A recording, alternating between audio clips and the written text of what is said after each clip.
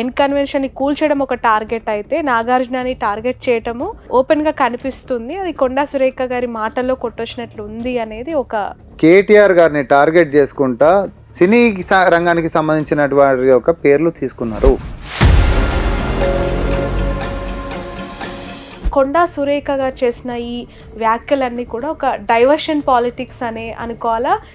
ఇంటెన్షనల్గా చేసేటటువంటి ఉద్దేశం ఏముంటే అర్ధరాత్రి పూటనే విత్ ఇట్ నో టైం ఉపసంహరించుకోరు.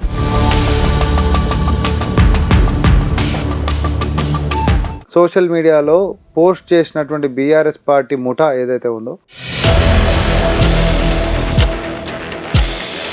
అంటే కేటీఆర్ గారి ఇన్వాల్వ్మెంట్ ఎంతవరకు కనిపిస్తుంది? కేటీఆర్ గారికి సంబంధం లేదు అని కూడా మనం అనుకుందాం, కనీసం ఖండించాలిగా. రామోహన్ గారు, ఆమె రాత్రికి రాత్రే రియలైజ్ అయిపోయింది, క్షమాపణ కోరింది అని మీరు అంటున్నారు. నేను చెప్పింది తప్పే, పోనీ సరే నేను చెప్పింది తప్పే. మరి ఇప్పటి వరకు నాగ చైతన్యకి సమంతకి ఎందుకు విడాకులైన అనే విషయం ప్రపంచానికి తెలుసా?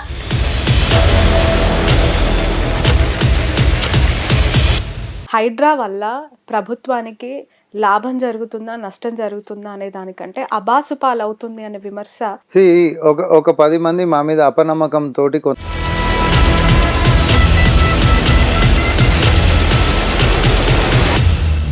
నమస్తే, welcome to cube TV network. నేను శ్రావణి, జర్నలిస్ట్. ప్రస్తుతం మనతో పాటు Congress party TPCC media and communications హెడ్గా ఉన్న సామా రామ్మోహన్ గారు ప్రస్తుతం స్టూడియోలో ఉన్నారు. ఒకవైపు తెలంగాణ పాలిటిక్స్ హైడ్రా చుట్టూ తిరుగుతూ ఉన్నాయి అనుకున్నాం, కానీ అది కాస్త నాగార్జున ఎన్ కన్వెన్షన్ నుంచి కొండా సురేఖ చేసిన వ్యాఖ్యలతో హీట్ ఓరియంటెడ్ ఆర్గ్యుమెంట్స్ ప్రస్తుతం తెలంగాణ స్టేట్లో కొనసాగుతూ ఉన్నాయి. దీన్ని కాంగ్రెస్ పార్టీ ఎలా ఫుల్ స్టాప్ పెట్టబోతోంది? ఓవరాల్గా హైడ్రా కంటిన్యూ అవుతుంది, ఇంకా అగ్రెసివ్గా ముందుకెళ్తుంది అని చెప్పి రేవంత్ చేసిన వ్యాఖ్యలని మనం ఏ విధంగా చూడాలి? వారి మాటలు అడిగి తెలుసుకుందాం. రామ్మోహన్ గారు నమస్తే. నమస్తే. బాగున్నారండి? హ్యాపీ నవరాత్రి. చాలా కూల్గా అనిపిస్తున్నారు. బట్ మీ పార్టీ చేస్తున్న political developments, political controversial statements చాలా హీట్ పుట్టిస్తూ ఉన్నాయి తెలంగాణ స్టేట్లో. ఫస్ట్ ఆఫ్ ఆల్, మీకు నిన్న తెలుసు, అసలు ఒకవైపు హైడ్రా ఇష్యూసే రాష్ట్ర వ్యాప్తంగా అక్కడ కూల్చివేత ఇక్కడ కూల్చివేత అని ఆ బాధితుల గోడు మీడియాలో సోషల్ మీడియాస్లో చూస్తూ ఉన్నప్పుడు ఒక్కసారిగా కొండా సురేఖ గారు చేసిన ఈ వ్యాఖ్యలన్నీ కూడా ఒక డైవర్షన్ పాలిటిక్స్ అనే అనుకోవాలా, ఇంటెన్షనల్గానే చేశారు, అది తన పెయిన్ అని అనుకోవాలా? ఇంటెన్షనల్గా చేసేటటువంటి ఉద్దేశం ఏముంటే అర్ధరాత్రి పూటనే with it no time tweet చేసి ఉపసంహరించుకోరు, దాన్ని లైవ్లో పెడతారు. అండ్ స్వయాన మా పీసీసీ గారు కూడా విజ్ఞప్తి చేసిండ్రు సర్వసభ్య సమాజానికి, సినీ ఇండస్ట్రీకి సంబంధించినటువంటి వాళ్ళందరితోటి కూడా. ఎందుకంటే ఇది ఇక్కడితో వదిలేసేయండి, ఎందుకనంటే ఇద్దరు మహిళల మధ్యలో అంటున్నటువంటి అంశాల దాన్ని ఇంకా మనం డ్రాగ్ చేయొద్దు, ఎంత జల్దీ మనం దాన్ని కట్ చేస్తే అంత బాగుంటుందని. సో మీరు అంటున్నట్టుగా నిజంగానే ఉద్దేశపూర్వకంగా చేస్తే దీన్ని ఇంకా కంటిన్యూ కావాలని చెప్పి ఇంకొక మాట కూడా అనొచ్చు. ఆ టాపిక్ నుంచి ఇంకొక టాపిక్, ఆ టాపిక్ నుంచి ఇంకో టాపిక్ కూడా అనొచ్చు. అట్లా మనం అంటలేమే. వాస్తవానికి జరిగినటువంటిది ఏందనేది మనందరికీ తెలుసు. ఒక మహిళా మంత్రి లెక్క ఉంటున్నటువంటి ఒక బీసీ మహిళ, బీసీ సామాజిక వర్గం నుంచి వచ్చినటువంటి మహిళని పట్టుకొని ఒక బీజేపీ ఎంపీ ఒక విజ్ఞప్తిలో భాగంగా అతి పవిత్రంగా భావించేటట్టు ఒక నూలుపోగు దండ, అక్క నీకు ఇది చేస్తుంది, ఇక మాకు ఈ పనులు కావాలి ఎట్లనన్నా అని చెప్పేసి అడుగుతున్న నేపథ్యాన్ని ఒక తప్పుడుగా చిత్రీకరించి ఆ యొక్క మహిళ యొక్క గౌరవాన్ని కించపరిచేటటువంటి దురుద్దేశంతో సోషల్ మీడియాలో పోస్ట్ చేసినటువంటి బీఆర్ఎస్ పార్టీ ముఠా ఏదైతే ఉందో, కేటీఆర్ పెంచి పోషిస్తున్నటువంటి వాళ్ళు ఎవరైతే ఉన్నారో వాళ్ళు ఎప్పుడు కూడా ఇట్లాంటి పనులే చేస్తున్నటువంటివి. గతంలో సీతక్క నిండు సభలో సీతక్క వీడియోలు మార్పు చేసిందైనా మనం చూసినాం. లేకపోతే ఇంకా మహిళల పట్ల అగౌరవంగా వాళ్ళు చేసేటటువంటి కామెంట్లు, వాళ్ళు వాడేటటువంటి భాష అతి నీచంగా ఉంటుంది. ఎందుకనంటే కేటీఆర్ ఫస్ట్ నుంచి కూడా అధికారంలో ఉంటున్నప్పుడు మహిళలు అంటే అంతే చిన్నగా చూసేటటువంటి ధోరణి ఇప్పటికి కూడా మారలే. ప్రతిపక్షంలోకి వచ్చినా కూడా ఆయన ఒక నైజం మారలేదు, ఆయన ఒక తీరు మారతలేదు, ఆయనకు ఉన్నటువంటి అహంకారం దిగుతలేదు. సో మదం ఎక్కినటువంటి ఏనుగు లెక్క వ్యవహరిస్తున్నటువంటి కేటీఆర్ ఒక మహిళ మీద మీ సోషల్ మీడియా మీరు పెంచి పోషిస్తున్నటువంటి వాళ్ళు అట్లా పెట్టినప్పుడు నువ్వు దానికి బహిరంగ క్షమాపణ చెప్పాలి, లేకపోతే దాన్ని ఖండించాలి. ఎందుకంటే భావోద్వేగానికి గురై మరి ఆమె కడుపులో ఉన్న బాధని కళ్ళలో నీళ్ళు తెచ్చుకొని మంత్రి గారు ప్రెస్ మీట్ పెట్టినప్పుడు మాట్లాడితే దాన్ని కూడా దొంగేడుపులు అని చెప్పి ఇంకా పుండు మీద కారం జల్లేటటువంటి పని కేటీఆర్ చేసిండు. అంటే కేటీఆర్ గారి ఇన్వాల్వ్మెంట్ ఎంతవరకు కనిపిస్తుంది? అది మీరు ఆపాదించుకుంటున్నారా? నిజంగానే అంత ఇంటెన్స్ అక్కడ చూడాల్సిన పరిస్థితి ఉందంటారా?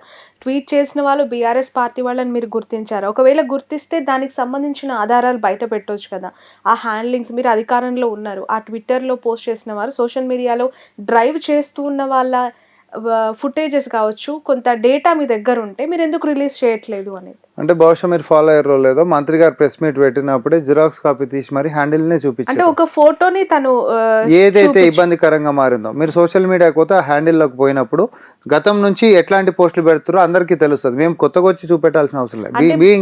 బీయింగ్ ఏ జర్నలిస్ట్, మీరు ఆ యొక్క ఐడి ఏదైతే ఉందో, మేము ఏదైతే చూపించినామో దాని లోపలికి పోతే మార్నింగ్ నుంచి ఈవినింగ్ దాకా కేటీఆర్ ఆర్ బీఆర్ఎస్ పార్టీ ఇచ్చినటువంటి లైన్స్నే మోస్తున్నటువంటిది ఆ యొక్క సొంత పార్టీ సోషల్ మీడియా నెట్వర్క్ లెక్క ఈ ప్రపంచంలో ఎవరికైనా అర్థమవుతుంది. ఎందుకంటే ఎవరైతే సోషల్ మీడియా టీమ్స్లలో ఉంటామో ఒక నరేటివ్ కానీ ఒక లైన్ కానీ అందరు రన్ చేస్తారు. రన్ చేస్తున్నటువంటి వాళ్ళు పెట్టినప్పుడు దాని కామెంట్ రీట్వీట్లు కొట్టేటటువంటి వాళ్ళు ఎవరు, పెట్టినటువంటి వాళ్ళు ఎవరు, దానికి మళ్ళీ కొత్త మనం చెప్పాల్సినటువంటి అవసరం లేదు. దాంట్లో డీపీ ఎవరిది ఉంది, ఏ నాయకుడిది ఉంది అనేటటువంటి చాలా స్పష్టంగా కనిపిస్తుంది. జరసేపు మీరు అంటున్నటువంటి ప్రశ్ననే ఆపాదించుకుంటున్నామని మనం అనుకుందాం జరసేపు. కేటీఆర్ గారికి సంబంధం లేదు అని కూడా మనం అనుకుందాం, కనీసం ఖండించాలిగా. ఒక ప్రతిపక్ష పార్టీ వ్యవహారాల అధ్యక్షుడు లెక్క ఉంటున్నటువంటి నువ్వు, వర్కింగ్ ప్రెసిడెంట్ లెక్క, ఇట్లాంటిది అతి నీచమైనటువంటి పోస్టు ఒక మహిళ పట్ల, అది కూడా ఒక మంత్రి పట్ల, లేకపోతే ఇంకొక ఎంపీ గారిని ఆపాదించి పెట్టినటువంటి దాన్ని, మహిళా లోకం తలదించుకునేటట్టు ఉంటున్నటువంటి పోస్టుని కనీసం నువ్వు ఖండించాలిగా. క్షమాపణ చెప్పలేదు, ఖండించినవా? మరి అదే హరీష్ రావు గారు ఇమీడియట్గా నీ పార్టీలో ఉంటున్నట్టు హరీష్ రావు గారు దాన్ని ఖండించారు. ఇది అమ్మ, ఇది తప్పు, ఇది ఎవరు పెట్టినా కూడా ఇట్లాంటిది మనము ఉపేక్షించేది లేదు అనేటట్టు అన్నాడు కదా.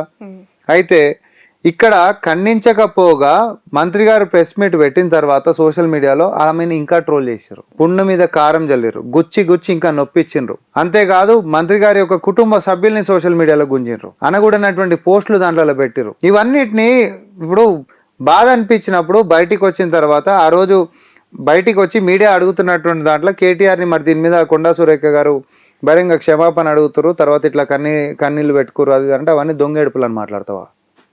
అంటే ఇంకా సరిపోతలేని ఈ యొక్క పైశాచికత్వాలు, మీ యొక్క రాక్షసత్వాలు ఏంటంటే ఇంకా నొప్పియాలి, అసలు ఇంకా బాధపడాలి అనేటటువంటి మీ అహంకారం కనిపిస్తుంది.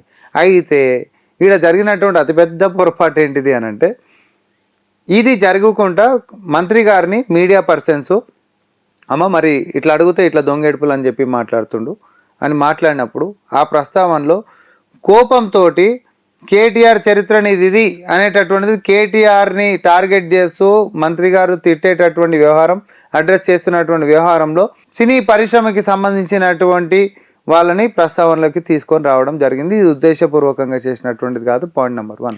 అంటే ఉద్దేశపూర్వకంగా చేసినట్టు కాదు అని మొన్న ఇష్యూ జరిగినప్పటి నుంచి కాంగ్రెస్ పార్టీకి సంబంధించిన నాయకులు మాట్లాడుతున్నారు. కానీ మీడియా అడిగిన ప్రశ్న ఆ ట్రోలింగ్కి సంబంధించి ఉండొచ్చు, కేటీఆర్ ఖండనకి సంబంధించి ఉండొచ్చు. కానీ చాలా యాక్సిడెంటల్గా ఆ టాపిక్ ఎప్పుడో కూల్చేసిన ఎన్ కన్వెన్షన్, నాగార్జున కుటుంబ అంటే వాళ్ళ 4 గోడల మధ్య జరిగిన ఒక ఇష్యూని అదే మీడియాలో ప్రస్తావించడం వెనక ఏదో ఉద్దేశం ఉంది. రేవంత్ రెడ్డి గవర్నమెంట్ ఎన్ కన్వెన్షన్ని కూల్చడం ఒక టార్గెట్ అయితే, నాగార్జునని టార్గెట్ చేయటము ఓపెన్గా కనిపిస్తుంది. అది కొండా సురేఖ గారి మాటల్లో కొట్టొచ్చినట్లు ఉంది అనేది ఒక లైన్ వినిపిస్తోంది. ఎందుకు రేవంత్ రెడ్డి గవర్నమెంట్కి నాగార్జున అంటే అంత కోపం, అంత ద్వేషం?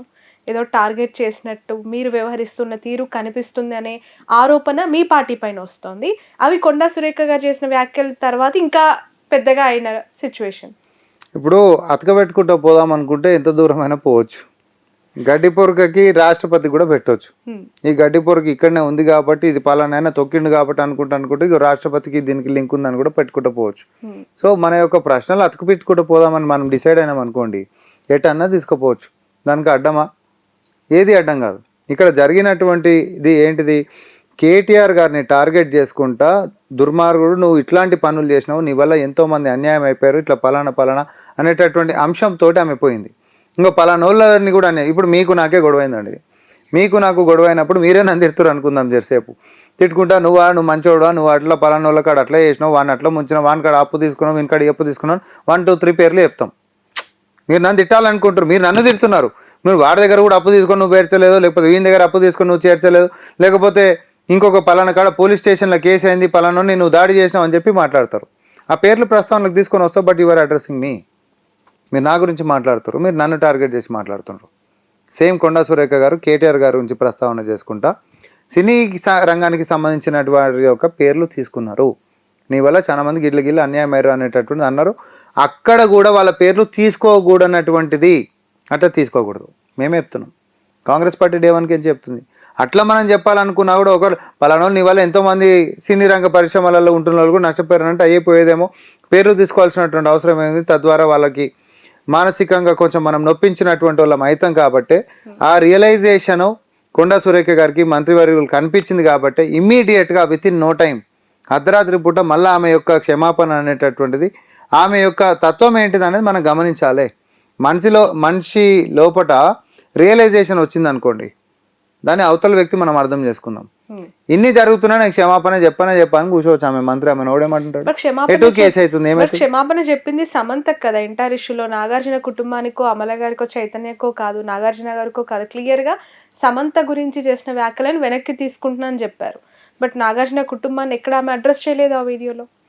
సమంత గారి అంశం మీదనే కుటుంబం దంతా వచ్చింది కాబట్టి సమంత గారికి చెప్పిండ్రు అని అంటే అక్కడ నుంచే స్టార్టింగ్ పాయింట్ కదా. అంటే ఆర్జీవి గారు ఒక ఆడియో వదిలినట్టు అందులో ఒక లైన్ ఆయన యూస్ చేశారు. ఇక్కడ సమంత గారి క్యారెక్టర్ని ఆమె తప్పుపట్టలేదు, నాగార్జున గారి క్యారెక్టర్ గురించి చాలా నీచంగా మాట్లాడారు కొండా సురేఖ అన్నది ఓపెన్గా కనిపిస్తూ ఉన్నప్పుడు మరొకసారి నాగార్జున కుటుంబానికి అపాలజీస్ చెప్పుంటే బాగుండేదేమో, డిఫమేషన్ వరకు వెళ్ళుండేది కాదేమో అనే అభిప్రాయం. ఎందుకు కాంగ్రెస్ అంటే నిజంగా చెప్పాలంటే తెలియనటువంటి ప్రపంచానికి కూడా రామ్ గోపాల్ వర్మ గారి యొక్క ఆడియో కావాలని మెల్లగా చెప్పి దాన్ని ఇంకా బాగా వివరించి మరీ జనాలకు తీసుకొని పోయిండు.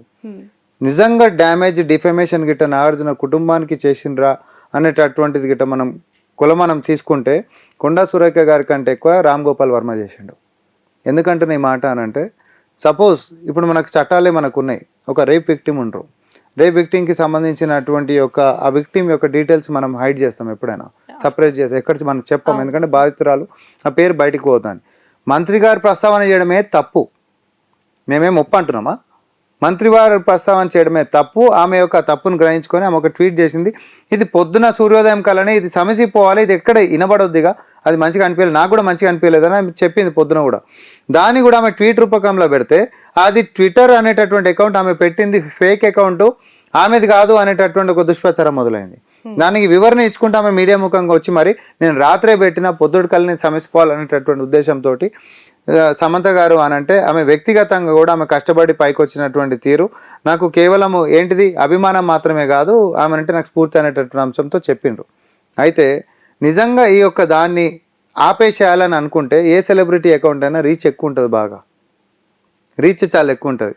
నిజంగా చెప్తున్నా, అక్కడ ఎవరిదైనా ఇష్యూని మనం సమసిపోగొట్టాలని అనుకుంటే అది అక్కడికి ఆపేసేస్తే మంచిగా ఉంటుందేమో. కానీ నాగార్జున గారి కుటుంబం పట్ల వీళ్ళందరికీ మరి అంతర్గతంగా ఎట్లుందో నాకు తెలియదు, కానీ దాన్ని ఇంకా బాహాటం చేసి సమాజం ఉంటే సరిపోదు, ఖండాలు దాటి కూడా ఇది పోవాలనేటటువంటిది కంకణం కట్టుకొని వాళ్ళ యొక్క హ్యాండిల్స్లో దీన్ని అడ్రస్ చేసి మరి పెట్టిండ్రు. మరి వాళ్ళకి ఏముందో వాళ్ళు జవాబు చెప్పుకోవాలి, కానీ వాళ్ళు అడిగిన దానికి మేము జవాబు చెప్పాల్సిన అవసరం లేదు. మా నాయకురాలు స్పష్టతనిచ్చింది. ఆవేశంతో ఒకరిని తిట్టేటప్పుడు నేను తీసుకున్నటువంటి రిఫరెన్సెస్లో పేర్లు తీసుకోకూడదు ఉండే, కానీ తీసుకొని నేను తప్పు చేసినాను. అయినా దాని మీద డిఫమేషన్ వేసిండ్రు, క్రిమినల్ డిఫమేషన్ వేసిండ్రు. మేము వేయొద్దు అట్లా వేసామని కూడా మేము అంటలేమే. Will face it, no problem. Okay, అంటే హైడ్రా రిమోట్స్ ఉందా లేదా అనేది ఇంపార్టెంట్ అండి. హైడ్రా చర్యలు తీసుకున్నప్పుడు, డెమాలిషన్స్ జరిగినప్పుడు అది పూర్తిగా చట్ట వ్యతిరేకత కార్యక్రమం లేదంటే అది అక్రమంగా కట్టడం కాబట్టి కూల్చేశారు అంటే సరే, అది వాళ్ళు తీసుకున్న ఒక పాలసీ నిర్ణయం యాజ్ పర్ రూల్ వాళ్ళు వెళ్తున్నారు అని నాగార్జున కుటుంబానికి ఆ విషయంలో పెద్దగా ఎవరు కన్సర్న్ చూపేయలేదు. వచ్చి సపోర్ట్ కూడా గవర్నమెంట్కి పాజిటివ్గా, ఆయనకు నెగిటివ్గా ఎవరు మాట్లాడలేదు. కానీ ఇక్కడ ఒక కుటుంబం మొత్తము రోడ్డు మీదకి తీసుకొచ్చే ఒక వ్యాఖ్య, ఆ కుటుంబం నుంచి మొత్తం డివోర్స్ తీసుకొని సపరేట్ అయిపోయిన ఒక టాలీవుడ్ టాప్ సెలబ్రిటీకి సంబంధించిన ఉమెన్ కాబట్టి మేబీ ఆ సింపతి గెయిన్ అయిందేమో. అది యాదృచ్ఛికంగానే అందరూ రియాక్ట్ అయినట్టు వాళ్ళు కూడా అందరూ ఒకరికొకరు పోటీ పడి మరి ట్వీట్స్ నిన్న చేశారేమో అని అనుకోవచ్చు కదా. దానికి వెనక కూడా ఏదైనా ఇంటెన్షన్ ఉంది అని అనిపిస్తుందా కాంగ్రెస్ పార్టీకి? నేను ఒకటి అడుగుతా, ఇదే పవన్ కళ్యాణ్ గారు కూడా మూవీ ఇండస్ట్రీ కదా, మరి నమనా బూతులు తిట్టినప్పుడు ఎందుకు రియాక్ట్ కాలే? యాదృచ్ఛికంగా ఇదే మీడియా, సారీ ఇదే టాలీవుడ్ ఎందుకు కాలేదు? ఆయన తిట్టిరుగా వాళ్ళ తల్లిని తిట్టినటువంటి సందర్భాలు ఉండే కదా. ఉమ్, ఇదే ఒక ఆడపడుచుని పట్టుకొని అడ్డగోలుగా మాట్లాడినటువంటిది. అంతెందుకు సరే, చంద్రబాబు నాయుడు గారిది గిట్ట కుటుంబ వ్యవహారం తీసుకుంటే అది రాజకీయం అని కూడా మనం తీసుకుందాం. ఉమ్, పవన్ కళ్యాణ్ గారిదే మనం మాట్లాడడం, మరి ఆ రోజు ఎందుకు మాట్లాడలే? లేకపోతే డ్రగ్స్కి సంబంధించినటువంటిది మూవీ ఇండస్ట్రీలో చాలా మంది అరెస్ట్లు అవుతున్నప్పుడు ఇట్లాంటిది ఈ ఇండస్ట్రీలో ఎంటర్టైన్ చేసేటటువంటిది కాదు, ఇది మన ఖ్యాతిని తగ్గిస్తుందని ఈరోజు ఖ్యాతి గురించి మాట్లాడుతున్నటువంటి వాళ్ళు ఆ రోజు ఎందుకు స్పందించలేదు? అవునా కాదా? నిజమైన ఖ్యాతి ఎప్పుడు పోతుందండి? అంటే చంద్రబాబు అంటే అంటే పూర్తిగా మీరు అందరూ రాజకీయ- ఏంటిది, మీరు అంటే మీ ఉద్దేశం ఏంటిది? చంద్రబాబు గారి ఆమె కుటుంబం ఆమె రాజకీయాలకి సంబంధించి పక్క ఆమె రాష్ట్రంలో పశ్చాత్తాప పడ్డా, ట్వీట్ పెట్టినా మేము క్షమించము, ఆమెని శిక్షించాల్సిందే, లేకపోతే ఆమెను ఇంకోటి ఏమైనా చేయాల్సిందే అనేటటువంటి మీరు చూపించే ధోరణి అనుకుంటురా? ఇప్పుడు నేనే అంటున్నా, ఆమె అసలు ఏ రకంగా కూడా కనీసం ఒక రియలైజేషన్ చూపిస్తలేదు అనుకోండి, సమాజం ప్రెషర్ పెరుగుతుంది 100%. అరే నో టైం అర్ధరాత్రి పూట పెట్టింది అమ్మా, నేను తప్పుగా నన్ను అనుకోవద్దు తల్లి, నేను తోటి మహిళని ఆవేదన నేనే చెందిన కాబట్టి నా పరోక్షంగా నేను చేసినటువంటి కమెంట్స్ కూడా అది నిన్ను ఇబ్బంది పెట్టినాయి అనేది నాకు అర్థమైంది, నాకు క్షమించి అన్న తర్వాత ఏం కావాలి? ఏంది అసలు, ఏంది ఇంకా ఏం సాధిద్దాం అనుకుంటారు? రామోహన్ గారు, ఆమె రాత్రికి రాత్రే రియలైజ్ అయిపోయింది, క్షమాపణ కోరింది అని మీరు అంటున్నారు. తెల్లారితే ఆ అకౌంట్ ఫేక్ అకౌంట్ అని వచ్చిన స్పెక్యులేషన్ ఖండించడానికి మీడియా ముందుకు వచ్చింది అంటున్నారు. ఎస్ ట్రూ, కానీ వచ్చి ఆమె ఏం మాట్లాడారు ఒకసారి మీరే వినండి. సరే నేను చెప్పింది తప్పే, పోనీ సరే నేను చెప్పింది తప్పే. మరి ఇప్పటి వరకు నాగ చైతన్యకి సమంతకి ఎందుకు విడాకులైన అనే విషయం ప్రపంచానికి తెలుసా? పాత వీడియోలను ప్లే చేయడంలో మనకేమన్నా ఉంది అని ఇది అంటే, కొత్త వీడియో, నిన్న మన పొద్దున పాత- మాట్లాడింది సార్, నిన్న మనకు పొద్దున మనకు పాత వీడియోలు ప్లే చేసేటటువంటి దాంట్లల్లో వాళ్ళు ఇచ్చేటటువంటి దాంట్లో మీరు నాగార్జున గురించి వివరణ అడిగారు కాబట్టి నేను వచ్చింది మాట్లాడేసిన మాట్లాడతాను, నేను వాస్తవాలు మాట్లాడదు, మీకు తెలుసు నాకు ఏదన్నా కూడా వ్యాపారికే ఉండదు, చెప్తా. మాట్లాడతాను, ఇక ముందు కూడా మాట్లాడతాను. నిన్నటి నుంచి నేను ఒకటే చెప్తున్నా, నిన్నటి నుంచి అక్కడికి కూడా ఆ ఇష్యూని ఆపాలి అని ఇంటెన్షన్ ఒకవేళ ఆ వీడియో ప్లే ఉండుంటే- చేద్దాం, నిన్నటి వీడియో ప్లే చేద్దాం, ఎందుకంటే మీరు వీడియో ప్లే చేసారు కాబట్టి రామోహన్ గారు దీనికి క్లారిటీ అంటే ఇప్పుడు మీరు నిజంగానే పాత నేషన్ వీడియోలు ప్లే వాంట్స్ టు చేస్తే, నో పాత వీడియోలు ప్లే కాంగ్రెస్ చేస్తే పార్టీకి సమంతకు నాగ చైతన్యకి అసలు ఎందుకు విడాకులు అయ్యాయి అనే విషయం కాంగ్రెస్ పార్టీకి తెలిసినంతగా ఎవరికి తెలియదు. మీరు బయట పెట్టాలని కోరుకుంటున్నారు. మీరు ఏమైనా చెప్తే చాలా మంది వినాలని చూస్తూ ఉన్నారు కూడా, ఏదండి? ఎందుకంటే కొండ సురేఖ గారు ఉన్నారు, నాకు తెలుసు కాబట్టి నేను చెప్పాలనుకుంటున్నాను. ఏమంటారు తను విడాకులు ఎందుకు అయ్యాయో ఎవరికి తెలీదు, మాకు తెలుసు కాబట్టి మేము చెప్పాలి, మాట్లాడతా, ఇకపైనైనా మాట్లాడతాను సురేఖ గారు అన్నారు ఈ వీడియోలో. నేను అందుకని అంటున్నా, పాత కాంగ్రెస్ వీడియోలు ప్లే చేయడం పార్టీకి కాదు, నాగ చైతన్య సమంతకి ఎందుకు విడాకులు కేటీఆర్ ని అయ్యాయి? వదిలిపెట్టే ప్రసక్తే లేదని అన్నది తప్ప ఇప్పుడు ఇంకా కూడా మాట్లాడతాను చెప్పి ఆమె అనలేదు. అది వేరే వీడియో, నేను అదే ప్లే చేస్తా ఒక సెకండ్. నేను ఒక క్వశ్చన్ అడుగుతున్నాను. ఎందుకంటే that is what you people are following ప్రే. నో ఇట్లా సోషల్ మీడియా ఎట్లుంటది అంటే, ఇదే వ్యక్తి పాత వీడియోలను తీసుకొచ్చి మీరు ఈ రోజు అని చెప్పి నమ్మినప్పుడు నేను దాన్ని ఉన్నది కూడా ఇది చూపెట్టాల్సిన నిన్న అవసరం అనేది మార్నింగ్ తను ఉంటుంది. మాట్లాడారండి, మాట్లాడిన ఒక్క second వీడియో ఆగండి. యాక్చువల్ గా నేను చూపించా. రామోహన్ గారు, ఒక స్ట్రైట్ క్వశ్చన్, కాంగ్రెస్ పార్టీకి నిజంగా తెలుసా సమంతకి నాగ చైతన్యకి ఎందుకు డివోర్స్ అయ్యాయన్న రీజన్ ఏమైనా ఉన్నాయా? మనకి ఎందుకండి వాళ్ళ వ్యక్తిగత విషయం చెప్పు. సో వ్యక్తిగత విషయానికి సంబంధించి కొండా సురేఖ గారు ఎందుకు ఇంత హైప్ చేసి ఎందుకు మాట్లాడుతున్నారు అనే ఇప్పుడు మీ క్వశ్చన్, మీరు ఇప్పుడు ఒక క్వశ్చన్ లో ఒకటే కాడ అటకాయించి ఉన్నాం మనం. నిన్న కేటీఆర్ ని మాత్రం వదిలిపెట్టలేదు, సమంత విషయంలో మాత్రం అది పశ్చాత్తాపం అనేటటువంటి యాక్సెప్టబుల్. అది పార్టీ, ప్రతిపక్ష పార్టీ, మీరు ఆరోపణలు చేస్తున్నారు, అక్కడ నుండి ప్రత్యారోపణలు వస్తాయి, ఆ ఫైటింగ్ ఓకే, బట్ ఆ నిజం బయటికి ఎవరికి తెలీదు, మాకు తెలుసు కాబట్టి నేను మాట్లాడుతున్నానని మళ్ళీ కొండా సురేఖ గారు మాట్లాడా ఇష్యూ క్లోజ్ చేయలేదు తను. అది మీ బయట నేను నిన్న మాట్లాడింది వినిపిస్తున్నాను, మీరు కూడా ఏదో చూపిస్తారన్నారు. నేను one second I'll show you. ఒక పని చేద్దాం, ఇగో ఇదేనా మాట్లాడేటప్పుడు మరి ఆమె వాళ్ళిద్దరికి ఎందుకైంది అనేటటువంటి ఏ విషయంలో నేనైతే బాధపడతా ఉన్నానో ఆ విషయంలో నేను ఇంకొకరిని నొప్పించాను అని తెలిసి రాత్రి వెంటనే మరి దాన్ని వెనక్కి తీసుకుంటూ నేను ట్వీట్ చేయడం జరిగింది. ఇది ఫస్ట్ బైట్. నాకు జరిగిన అవమానం, నేను పడ్డ బాధ ఇంకొకరు పడకూడదు అనేటువంటి ఒక ఆలోచనతోటి నేను బేషరతుగా దాన్ని వెనక్కి తీసుకోవడం జరిగింది. కానీ కేటీఆర్ విషయంలో మాత్రం తగ్గేది లేదు. ఆయన తప్పనిసరిగా క్షమాపణ చెప్పాల్సిన అవసరం ఉంది. ఆయనే చేసేదంతా చేసి ఈ రోజు నన్ను క్షమాపణ చెప్పాలి అని డిమాండ్ చేయడం ఏదైతే ఉందో, మరి దొంగ అని తనే దొంగ అని అరిచినట్టుగా ఉంది. ఆ విషయంలో మాత్రం ఎట్టి పరిస్థితుల్లో కూడా వెనక్కి తగ్గేది లేదు. కేటీఆర్ గారు ఒక అపాలజీ చెప్పుంటే ఇష్యూ ఉండేది కాదంట. అసలు ఉండకపోవు, అపాలజీ కూడా అది ఖండిస్తాయి. సో పిసిసి బాధ్యతలు తీసుకున్నాక మహేష్ కుమార్ గారు ఫస్ట్ టైం ఒక వీడియో రిలీజ్ చేయడం జరిగింది. ఇకపై దీన్ని కొనసాగించొద్దు, ఆపేద్దాము అని చెప్పి ఒక మెసేజ్ ఇచ్చిన తర్వాత కూడా entire film industry, of course Manchu Vishnu, Rakul Preet Singh and Ram Charan, Prabhas లాంటి స్టార్ హీరోస్ కూడా రెస్పాండ్ అయ్యారు. అంటే మహేష్ కుమార్ గారు రిలీజ్ చేసిన ఆ వీడియోలో దయచేసి క్షమించండి అని అన్నా కూడా ఎవరు కూడా కన్సిడర్ చేయలేదా? ఆయన మాటలకి విలువలేదు అనుకోవాలా, లేదంటే అటు సైడు అంత బాధ కలిగించిందని అనుకోవాలా? ఎలా చూడాలంటారు? అంటే సమాజంలో ఒక నెగటివిటీ పోవద్దు, ఇంకా ఇక్కడికి ఆగిపోవాలి అనేటటువంటిది ఒక పెద్దరికంలో ఉంటున్నటువంటి ఏ వ్యక్తి అయినా ఆపాలని చూస్తాడు. సో ఆ పెద్దరికం అనేటటువంటి వ్యక్తిత్వం ఉన్నటువంటి మా పిసిసి అధ్యక్షులు మహేష్ కుమార్ గౌడ్ గారు ఇది ఇంతటికి ఆగిపోతే సమాజానికి కూడా మంచిది అని అనుకున్నారు. అయితే ఆయన విజ్ఞప్తి చేసిన తర్వాత కూడా పెట్టేటోళ్ళు పెడుతూనే ఉన్నారు అని అంటే దీన్ని రెండు రకాలుగా మనం తీసుకోవచ్చు. ఎవరికైనా వాళ్ళ స్వేచ్ఛ వాళ్ళకు ఉంటుంది, ఒకరు చెప్తే వినాలటువంటి అవసరం లేదు అని మూవీలు అనుకుంటే అదొక లెక్క. లేదు మహేష్ గౌడ్ గారు మంచి జరగాలని చెప్పి కోరుకుంటున్నప్పటికి కూడా ముచ్చటే లేదు, క్షమించేది లేదు అని అంటే ఎంత దాకా క్షమించేది లేదు? చట్టంలో కేసు అయింది, చట్టంలో కేసు చేసుకుంటున్నారు, దాంట్లో కొట్లాడతారు, ఇక అంతకుమించి ఏమవుతుంది? అంతకుమించి ఏమవుతుంది? అంటే కాంగ్రెస్ పార్టీ అధికారంలోకి వచ్చిన తర్వాత ఈ స్థాయిలో ఏ ఇష్యూ మీద ఇండస్ట్రీ రియాక్ట్ అవ్వలేదు. ఫస్ట్ ఎవర్ ఈ ఇష్యూ కనిపిస్తోంది. పెళ్లిళ్ళు చేసుకొని వెళ్ళిపోయిన హీరోయిన్స్ అని కొండా సురేఖ గారు అంటే రకుల్ ప్రీత్ సింగ్ నిన్న ట్వీట్ కూడా చేయడం జరిగింది. ఇప్పుడు ఆమె పేరు ప్రస్తావన కొండా సురేఖ గారు తెచ్చిండ్రా? ఆమె పేరు వాడిందా? అంటే రీసెంట్ గా మ్యారేజ్ చేసుకున్న హీరోయిన్స్ లో she is also one of the lady కదా. నువ్వెందుకు రియాక్ట్ అవుతున్నావు తల్లి? నువ్వెందుకు రియాక్ట్ అవుతున్నావు? నీ పేరు తీయనప్పుడు ప్రపంచానికి నీ పేరు నువ్వెందుకు చెప్పుకుంటున్నావు? లెట్స్ నాట్ డూ ఇట్ అంటున్నా. ఎందుకు దాన్ని ఇంకా కంపు చేసుకోవాలా? అసలు ప్రస్తావన తీసుకొచ్చిన వాళ్ళే ఇబ్బంది ఉండి నా ప్రస్తావన రాకుండా ఉంటే బాగుండని కోరుకుంటారు. ప్రస్తావన లేనటువంటి వాళ్ళు నా పేరు ప్రస్తావన తేకండి అని చెప్పి బయటకు వచ్చి మాట్లాడడం చాలా ఆశ్చర్యంగా ఉంది. మీ ముఖ్యమంత్రి గారు గత పొలిటికల్ పార్టీ నాయకుల పాలననేమో చాలా బాగుంటుంది అని చెప్పి ప్రతి సంవత్సరం హ్యాపీ బర్త్డేలు పెట్టుకోవచ్చు, మీరు ఏదైనా పెట్టుకోవచ్చు, ఇబ్బంది లేదు. కానీ మీ పేరు ప్రస్తావన తీయకపోయినా కాంగ్రెస్ పార్టీ తోటి మహిళ పైన మాత్రము ఖచ్చితంగా హార్ష్గా తెలుగు ఇండస్ట్రీ ఇట్లుంటుంది, రాజకీయాలకు సంబంధం లేదు అని చెప్పి సెల్ఫ్ ఇంట్రెస్ట్లు కూడా చేయొద్దు. అక్కడ నుంచి ఇక్కడ ఎంత దూరమో ఇక్కడ నుంచి అక్కడ అంతే దూరము.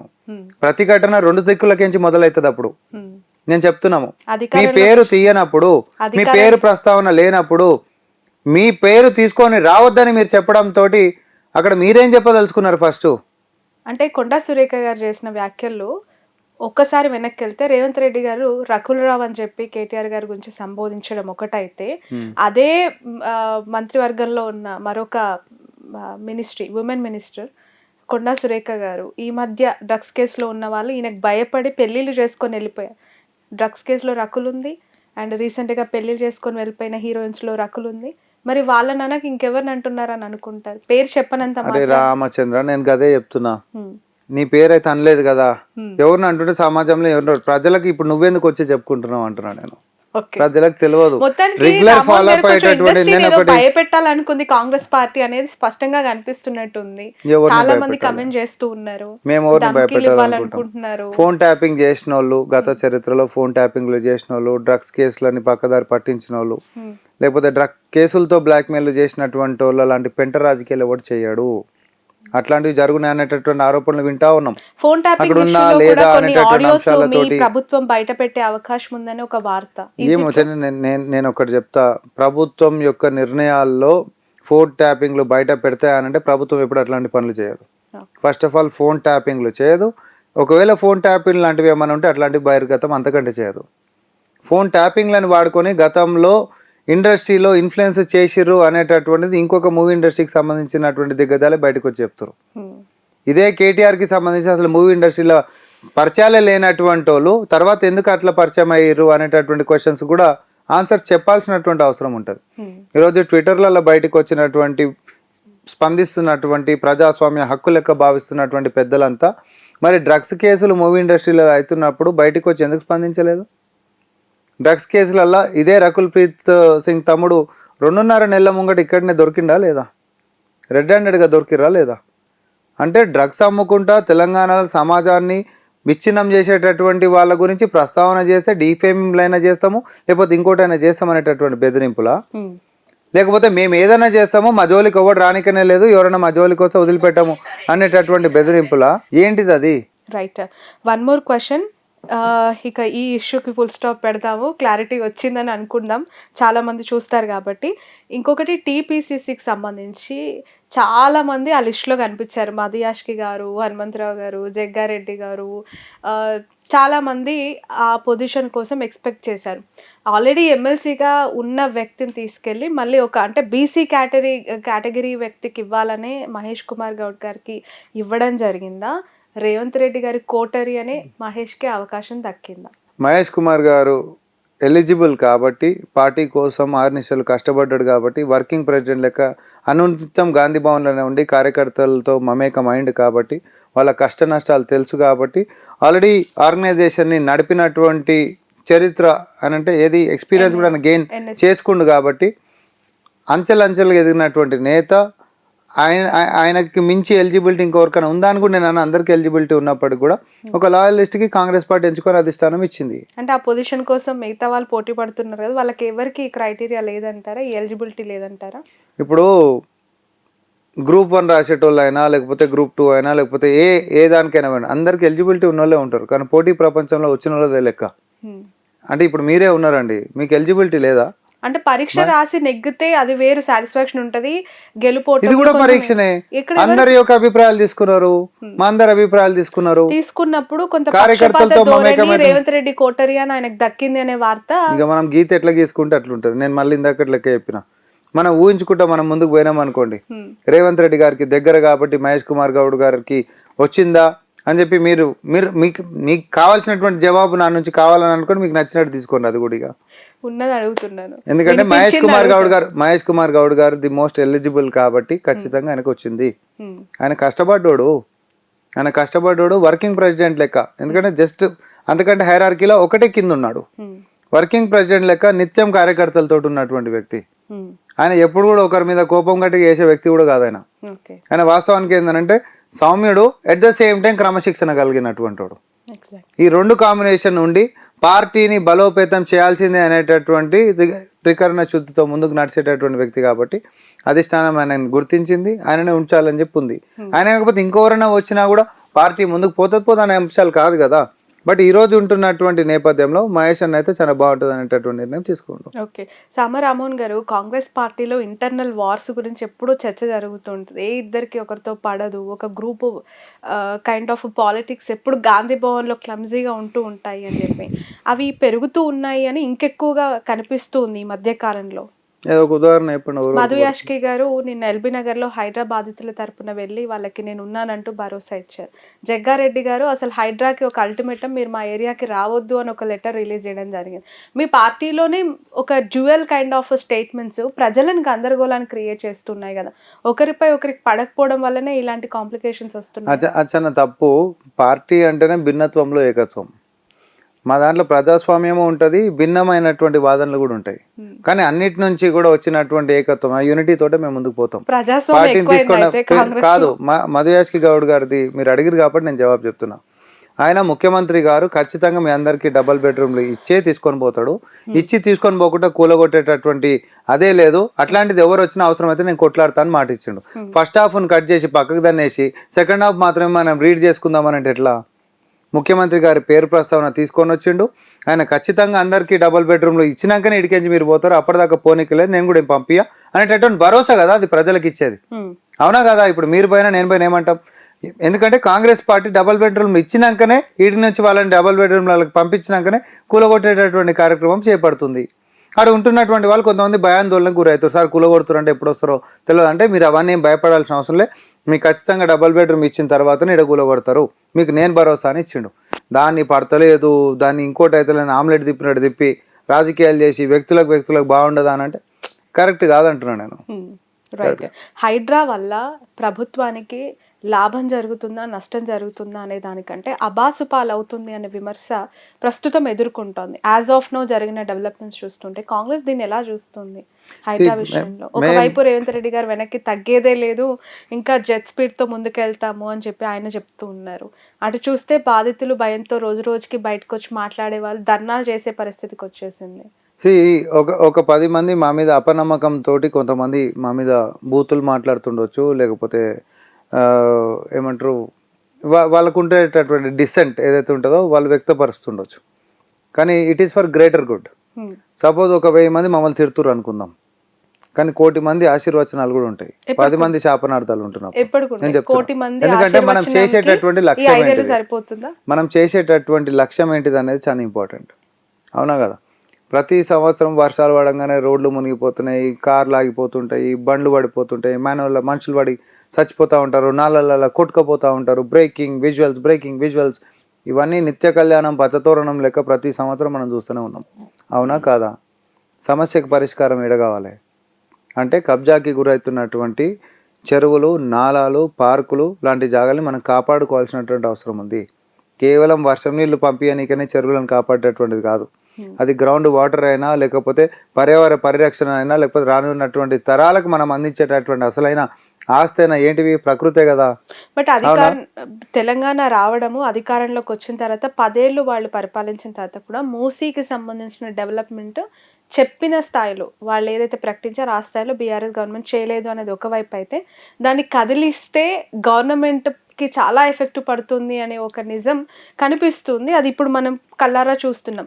కాంగ్రెస్ అది చేయకుండా చేసి అబాసుపాలు అవ్వడం కంటే చేయకుండా ఉండుంటే బాగుండేది అనే ఒక మాట కూడా చాలా మంది రాజకీయ అనలిస్టులు అంటూ ఉన్నారు. దానిపైన మీ అభిప్రాయం?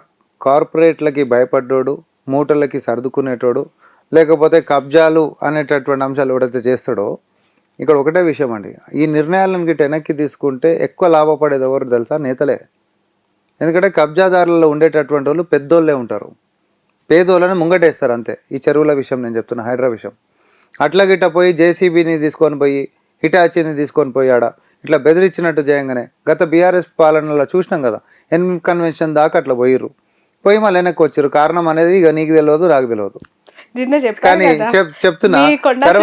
తర్వాత అయ్యప్ప సొసైటీకి పోయారు, ఇట్లా ఒక్కొక్క చిన్న బొక్కలు పెట్టారు, ఏదో పందికి ఒక బొక్క పెట్టినట్టు పెట్టేసి వచ్చిన తర్వాత ఏం దండుకూరు అనేటటువంటి నేనేం మాట్లాడా. మూటలకి సర్దుకొని ఈరోజు తోక ముడుచుకొని వచ్చేటటువంటి నైజం రేవంత్ రెడ్డి గారిది కాదు. ఎందుకు అనంటే రేవంత్ రెడ్డి గారు తీసుకున్నటువంటి నిర్ణయంలో మూటలకి కకృతి పడేది కాదు, ఇది ముందు చూపుతోటి పేద ప్రజలకి, తర్వాత ప్రకృతిని మనం కాపాడుకోనికే, తర్వాత పిల్లలకి భవిష్యత్తును అందినీకే మనం ముందుకు పోతున్నాం అనేటటువంటిది చాలా ఖచ్చితంగా తీసుకున్నటువంటి నిర్ణయము. ఈడ మోరీలు బొంగుతున్నాయి అనంటే 10 సంవత్సరాల నుంచి నదులకు నడకలు నేర్పినాం, 1,00,00,000 ఎకరాలకు నీళ్ళు ఇచ్చినాం అన్నాడు, మూసిలో మురికంపు తీయలేకపోయిందా? ఇది ఎందుకు అడుగుతలేం? మోరీలలో కనీసం నువ్వు చెత్త తీయలేవు, నువ్వు పెద్ద మంత్రివి, నువ్వు ఈరోజు వచ్చి మాట్లాడతావు. మూసి రివర్ ఫ్రంట్ డెవలప్మెంట్ కార్పొరేషన్ నీ హయాంలోనే వచ్చింది కదా, మరి ఏది కనిపించలేదు? అంటే వచ్చేటటువంటి ఎన్నికలని ఆలోచన చేసుకొని ముందుకు నడిచేటోడు బీఆర్ఎస్ ఓడు, కానీ వచ్చేటటువంటి తరాల కోసం పనిచేసేటోడు కాంగ్రెస్ ఓడు. ఈ వచ్చేటటువంటి తరాలని ఆలోచించి ముందుకు నడుస్తున్నటువంటి వ్యక్తి పేరు రేవంత్ రెడ్డి. బట్ మీరు మీ ఐడియాలజీ కరెక్టే, మీరు చేయాలనుకుంటున్న పర్పస్ ఏదైతే ఉందో అది అందుకు కొంచెం లాంగ్ డ్యూరేషన్లో ఆలోచించిన మంచి చేసే ఒక ఆలోచన ఉన్నట్టు కనిపించిన, ప్రస్తుతానికి కాంగ్రెస్ ప్రభుత్వము కోర్టుల దగ్గర అబాస్పాలు అయ్యే పరిస్థితి. బాధితులు వెళ్ళినప్పుడు, అడ్వకేట్స్ అంటే పిటిషన్స్ వేసినప్పుడు, రంగనాథ్ గారిది మొన్న సిచ్యువేషన్ మనం చూసాం. ఎలా క్లెయిమ్ చేసుకుంటారు దాన్ని? ఒక చట్టబద్ధత లేదు, క్యాబినెట్కి సంబంధించి దాంట్లో చర్చ జరగలేదు, ఒక జీవో కూడా కాదు, ఇండివిజువల్గా వెళ్ళి బుల్డోజర్ పెట్టి కూల్ చేస్తే కోర్టుల దగ్గర మీ ప్రభుత్వానికి చెడ్డ పేరు వస్తుంది కదా. మీకు ఒక విషయం చెప్పాలి, సుప్రీంకోర్టు ఇచ్చినటువంటి ఆదేశాల ప్రకారంగా ఆ బుల్డోజర్ రాజ్యం అని చెప్పి మనం యూపీలో ఆ పక్కన మనం అందరం విన్నాం. ఎందుకంటే ఇంట్లో ఎవరైనా దొంగతనం చేస్తే పోయి జేసీబీ తోటి మొత్తం ఇంటినే కూలగొట్టేటటువంటిది తీసుకొని వచ్చిరాలు. అది ఎక్కువ శాతం ఎవరంటే దళితులు, మైనారిటీల ఇండ్లనే కూలగొడుతురు. అండ్ ప్రతిపక్షంలో గట్టిగా ప్రశ్నించేటటువంటి వాళ్ళ ఇల్లులు మొత్తం కూలగొట్టేసేస్తారు, రోడ్లో పడేస్తారు అని. అట్లాంటిది ఎక్కడ లేనటువంటిది, చట్టం చేయనికి కూడా అవకాశం లేనటువంటిది సుప్రీంకోర్టు మొట్టికాయలు వేయడమే కాదు, దేశవ్యాప్తంగా కూడా బుల్డోజర్లతోటి ఎవడన్నా కొట్టాలి అని అంటే స్థానికంగా ఉంటున్నటువంటి కోర్టులలో పర్మిషన్లు తీసుకోవాలని చెప్పింది. అయితే దీనికి మినహాయింపు కూడా ఇచ్చింది. మినహాయింపు ఏంటిదో తెలుసా? ఒక 3టికి ఇచ్చింది మినహాయింపు. మినహాయింపులో ఒకటి, వాటర్ బాడీస్లో ఉంటున్నటువంటి దానికి ఎట్లాంటి చట్టబద్ధత ఉండదు కాబట్టి కూలగొట్టచ్చు. రెండోది, రైల్వే లైన్ల దగ్గర ఉంటున్నటువంటి అక్రమ నిర్మాణాలను కూడా కూలగొట్టవచ్చు. మూడోది, పార్కు జాగాలలో కబ్జాలు చేసినటువంటి వాళ్ళకి కూలగొట్టవచ్చు. మనం మాట్లాడుకుంటుంది మూసి ప్రక్షాళన అయినా హైడ్రా అయినా 2 వాటర్ బాడీల గురించే మాట్లాడుకుంటున్నాం. అంటే ఎగ్జామ్షన్ ఇచ్చినటువంటి దాంట్లో వాస్తవానికి పర్మిషన్ లేవనేటటువంటి వంకతో కొట్టేసేయచ్చు ఒక నోటీస్ ఇచ్చి. కానీ రేవంత్ రెడ్డి గారి సర్కార్ ఏం చేస్తుంది అని అంటే పేద ప్రజలు ఎవరైతే ఉంటారో మురికి కూపంలో బతుకుతున్నటువంటి వాళ్ళకు పాపం దిక్కులేకనే పాపం ఇబ్బందులలో పడతా ఉంటారు. అట్లాంటి వాళ్ళకి మనం పునరావాసం కింద డబుల్ బెడ్రూమ్ ఇచ్చిన తర్వాతనే మనం ఇది కొడదామనేటటువంటి ఉద్దేశంతో ఈ రోజు అక్కడ ఉంటున్నటువంటి పేదోళ్ళు 90% మంది ఈరోజు సంతోషంగా పోతుర్రు అండి. శ్రావణి గారు, 90% మందికి మురికిల పిల్లల్ని వేసుకొని బతకాలని ఎవరికి ఉండదు. రోగాల బారిన పడాలని దోమల కట్లతోటే నిత్యం ఇట్లా ఊపుకుంటూ బతకాలని ఎవరికి ఉండదు. వాళ్ళు డబుల్ బెడ్రూమ్ ఇవ్వగానే సంతోషంగా పోతున్నారు పక్కకి. కానీ కొంతమంది దుష్ప్రచారం దాన్ని ఏం చేస్తున్నారంటే పోయి మూతికాడ మైక్ పెట్టి మీకు బాధ అవుతుందా, మీకు బాధ అవుతుందా, మీకు బాధ అవుతుందా అంటే ఏం యాడ్ చేస్తావు నువ్వు? బాధ అవుతుందా? ఏమోసారి మీడియాతో ఏదోసారి మీడియాతో మేము మాట్లాడడం అసలు మీరు బాధితుల తరపున ఖచ్చితంగా మీడియా ఉంటదండి. అరే రామచంద్ర, ఇదే మీడియా నాకు అర్థం కాదు. వారి మీద వాడిపోతుంటే సామాన్ వేసుకొని మన ముక్కు కాడికి పోయి నువ్వు మైక్ పెట్టి మీకు బాధ అవుతుంది కదా కొంచెం మొన్నటిదాకా ఇక్కడ వాడు ఏమో సార్ పోరి మీరు పక్కన మాట్లాడారు మీడియాతో అంటే. మీరు హైడ్రా పెట్టాలనుకున్నారు, ఇంప్లిమెంట్ చేయాలనుకున్నారు, డబుల్ బెడ్రూమ్ ఇవ్వాలనుకుంది, హైడ్రా పెట్టిన 2 నెలల తర్వాత ప్రకటించారు. డబుల్ బెడ్రూమ్ అలొకేషన్ అనేది మొన్న కేబినెట్ మీటింగ్ అయిన తర్వాత అనౌన్స్మెంట్ చేశారు. అది రాష్ట్ర వ్యాప్తంగా ఎవరికి ఆ మెసేజ్ చేరలేదు. మోరోవర్ ఇక్కడ ఉన్న హైదరాబాద్ లో డబుల్ బెడ్రూమ్ హౌసెస్ ఎంత మందికి మీరు అలాట్ చేయగలుగుతారు, అవి ఎప్పటి వరకు మీరు అలా వాళ్ళకి హ్యాండ్ ఓవర్ చేస్తారు కీస్ అనేది ఒక క్లారిటీ లేకుండా ఒక భయాందోళన కలిగించి మా ఇంటి మీదకి బుల్డోజర్ ఎప్పుడు వస్తుందని ఒక భయంతో వాళ్ళు బతుకుతూ ఉన్నప్పుడు మీడియాని కవర్ చేస్తే లోగో పెట్టారు. నేను మీకు ఒక క్లారిటీ చెప్పండి. హైడ్రాకి సంబంధించినటువంటి వ్యవహారంలో డబుల్ బెడ్రూమ్ల విషయం మేము అప్పుడు అనలే. మూసి ప్రక్షాళనకు సంబంధించినటువంటి దాంట్లో మనం అన్నాము. ఎందుకంటే హైడ్రాకి సంబంధించినటువంటి దాంట్లో కమర్షియల్ బిల్డింగ్లలో ఉంటున్నటువంటి వాళ్ళ యొక్క విజువల్స్ని తీసుకొని అట్లా చేసిండ్రు. నేను మళ్ళీ కూడా చెప్తున్నా, ఒక ట్యాంకర్ మాఫియా ఉండే, ఆ ట్యాంకర్ మాఫియా కిరోసిన్ వేసుకొని పెద్ద హంగామా చేసిండ్రు. నేను ఓపెన్గా చెప్తున్నాము. మేము తర్వాత దాని యొక్క నా అకౌంట్లలోకి ఎంచి పెట్టినా. నేను ట్యాంకర్ మాఫియా నడిపించుకుంటా మొత్తం చెరువుని కబ్జా చేసి ట్యాంకర్లు పార్క్ చేసుకుంటా నీళ్ళు అమ్ముకుంటా అక్రమ వ్యాపారాలు చేస్తున్నటువంటి యొక్క కమర్షియల్ కొడితే ఈరోజు చిన్నపిల్లలతో వీడియోలు పెట్టిస్తావు, కిరోసిన్లు పోసుకొని డ్రామాలు చేపిస్తావు. చెరువు కావాలనా లేకపోతే ఒకటి అక్రమమైనటువంటి దందా కోసం మనం వదిలిపెట్టేసేద్దాం? మీరు చెప్పండి. అరే నేను అడుగుతున్నా, ఈరోజు ఒక చిన్న పిల్లతోటి వీడియో చేపించిండండి. ఏమని అడిగిపించిండ్రు? మీ ఇల్లు ఎవరు కూలగొట్టిర్రు? రేవంత్ రెడ్డి కూలగొట్టిండు. అవునా, ఏమైంది అంటే మా డాడీ నాకు డీమార్ట్లో వాటర్ బాటిల్ కొనిపించిండు, అది వాటర్ బాటిల్ కూడా తీసుకొనియాలి, నా పుస్తకాలు కూడా నన్ను తీసుకొనియాలి, అసలు ఏం లేకుండానే నాకు కూలగొట్టారు. It was so heart touching. I'm telling you, చాలా హార్ట్ టచింగ్ ఉండే. నాకే అనిపించింది, అరే ఏంది భయ్ ఇట్లా అనిపిస్తుందా? కానీ నేను చెప్పనా, వాటర్ బాటిల్ పోతే డీమార్ట్కి పోతే డాడీ ఇంకోటి కొనిపిస్తాడు. ఓకే, పుస్తకం ఆడపోతే ఇంకో పుస్తకం తెచ్చుకోవచ్చు, లేదంటే ఆడుకుంటున్న డెబ్రిజ్ తీసేస్తే పుస్తకం నీకు వస్తుంది. కానీ పోయిన సంవత్సరము 9 సంవత్సరాల మౌనిక అనే పిల్ల నాలాలో కొట్టుకుపోయి చచ్చిపోయింది. పుస్తకం పోతే పుస్తకం వస్తుంది, బాటిల్ పోతే బాటిల్ వస్తుంది, ప్రాణం పోయింది ఎట్లా తెచ్చిస్తావు చెప్పు? ఇట్లా ప్రతి సంవత్సరం మనం మాట్లాడుకుంటాం. ప్రాణం పోయింది, నాలాలో కొట్టుకుపోయారు, మేనవలో మునిగిపోయారు, బండ్లు మునిగిపోయినాయి, ఆస్తి నష్టం జరిగింది, పునరావాస కేంద్రాలు ఏర్పాటు చేయాలి, ప్రభుత్వం వైఫల్యం అవుతుంది. ఎన్ని సంవత్సరాల సంది ఇట్లాంటి నిద్ర మబ్బుతోటి ఉంటుంది ప్రభుత్వము. ఖాళీలు చేసి జనాలు వెళ్ళిపోతున్నారు. అగో చూడు చెట్టు కింద బతుకుతుండు, అగో దాని కింద బతుకుతున్నాడు. ఎప్పుడు చూసేటటువంటి మనం విజువల్సే. కానీ అదే పిల్లని ఎవరు కూలగొట్టిర్రు అని అంటే రేవంత్ రెడ్డి కూలగొట్టిండు అని అనిపించేటటువంటి మీడియానే ఈ ప్రభుత్వంకు ఉండేటటువంటి ఉద్దేశంని ఒక్క నిమిషం అది అయిపోలే. అదే మీడియా ప్రభుత్వంకు ఉండేటటువంటి ఉద్దేశాన్ని అదే పిల్లల దగ్గరికి పోయి మా భవిష్యత్తు కోసం ఇంకొక ఇంట్లో ఇంకొక అక్కనో ఇంకొక చెల్లెనో చచ్చిపోకుండా రేవంత్ అన్న కాపాడనీకే ఈరోజు సమస్యకు పరిష్కారం ఎత్కిపిస్తుండనే లైన్ గిట్ట జనాలకు తీసుకొని పోతే it will build a positive narrative. ఎందుకనంటే ఈ ప్రభుత్వం తీసుకున్నటువంటి నిర్ణయం మన కోసం తీసుకుంటారు, రేవంత్ రెడ్డి గారి కోసం తీసుకోవాలి. రేవంత్ రెడ్డి గారి కోసం తీసుకోవాలనుకుంటే కోఆర్డినేట్స్ని కుంపం చేసుకోవచ్చు, దాని మీద ఆస్తులు సంపాదించుకోవచ్చు. పెట్టెల మీద కాదురా బతుకు అనేటటువంటిది భవిష్యత్తును అందిద్దాం, అధికారం మనకు వచ్చేసిందిగా. మనం ఒక గ్రేటర్ గుడ్ కోసం చేద్దాం ఈ పని, ఎన్ని కష్టాలు వచ్చినా సరే. నేను అంటున్నా కదా, ఈరోజు ఒక కొండని అన్ని సుత్తిపోట్లు లక్షల కొద్ది సుత్తిపోట్లు తిన్న తర్వాతనే శిల్పం అవుతుంది అన్నట్టు ఈరోజు రేవంత్ అన్న రకరకాల బూతులు తింటా ఉన్నాడు. కానీ రేపు పొద్దున శిల్పం లెక్క నిలబడతాడు, పూజలు అందుకుంటాడు, ఇబ్బంది లేదు. రేవంత్ రెడ్డి గారు 100% ఎవరి కోసం చేస్తున్నాం? నేను అందుకనే మళ్ళీ కూడా చెప్తా ఉన్నా, 10 మంది శాపనార్థాలు ఇస్తే 10 లక్షల మంది నీకు ఆశీర్వాదాలు కూడా ఇస్తారు. బట్ ఆశీర్వాదాలు తీసుకోవాలి, తీసుకుంటే బాగుంటుందనే అభిప్రాయం ఓకే అండి. కానీ ప్రతిపక్షంలో ఉన్నప్పుడు రేవంత్ రెడ్డి గారు చాలా అగ్రెసివ్గా మాట్లాడేవారు, చాలా మీడియాను కూడా అగ్రెసివ్గా అడ్రస్ చేసేవాళ్ళు. అధికార పార్టీని ముప్పు తిప్పలు పెట్టారు నిజంగానే. అధికారంలోకి వచ్చే ముందు మేనిఫెస్టో అన్నారు, మేనిఫెస్టోలో పెట్టిన హామీలు అన్నారు, గ్యారంటీలు అన్నారు, అవన్నీ వరకు చర్చ జరిగింది, అధికారంలోకి వచ్చారు. ఏ ఒక్క సందర్భంలో కూడా ఈ హైడ్రా తరహా ఒక మాట కానీ, మిషన్ మూసి అని కానీ ఎలాంటి కమెంట్స్ ఆయన చేయలేదు. చాలా యాక్సిడెంటల్గా దీన్ని ఎందుకు ఇంప్లిమెంట్ చేయాలి, తెర మీదకి తీసుకురావాలి, అగ్రెసివ్గా ఈ విషయంలో ముందుకెళ్ళాలి, దీని వెనుక ఏదో ఒక బలమైన రీజన్ రేవంత్ రెడ్డి గారి మైండ్లో ఉంది.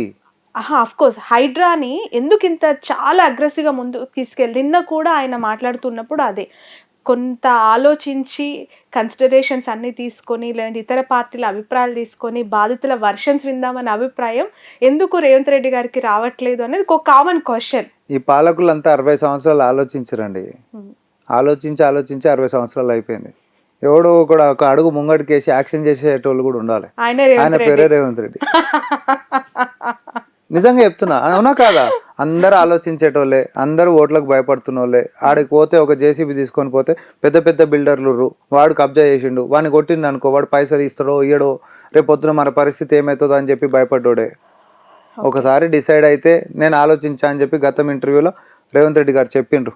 అగ్రెసివ్గా ఉండేటటువంటి రేవంత్ రెడ్డి గారు ఇప్పుడు లేరంటే ఇప్పుడు కూడా అగ్రెసివ్గా ఉండు, ఇప్పుడు కూడా అంతే అగ్రెసివ్గా ఉన్నాడు. నిన్ననే ఇచ్చిండు వివరణ. కొంతమందికి ఇబ్బంది కలుగుతుండొచ్చు, కానీ నేను చేస్తున్నటువంటి పని మంచి కోసమే చేస్తున్నా కాబట్టి నేను ముందుకు నడుస్తున్నా అని చెప్పిండు. స్పష్టత చాలా క్లియర్గా ఉంది ఆయనకి, చాలా స్పష్టంగా ఉన్నాడు ఆయన ఏం చేస్తున్నాడు అనేది. మూసి అనేటటువంటిది ఈరోజు నగరం నడిబొడ్డున మనకి ఇంతమందికి ఇప్పుడు డెంగ్యూలు, జ్వరాలు, అడ్డమైన వైరల్ మనకు తెలియదా? ఎక్కడికెంచి వస్తాయండి? నీ నగరం చక్కలేకపోతున్నాయి కదా రోగాలన్నీ వచ్చేటివి.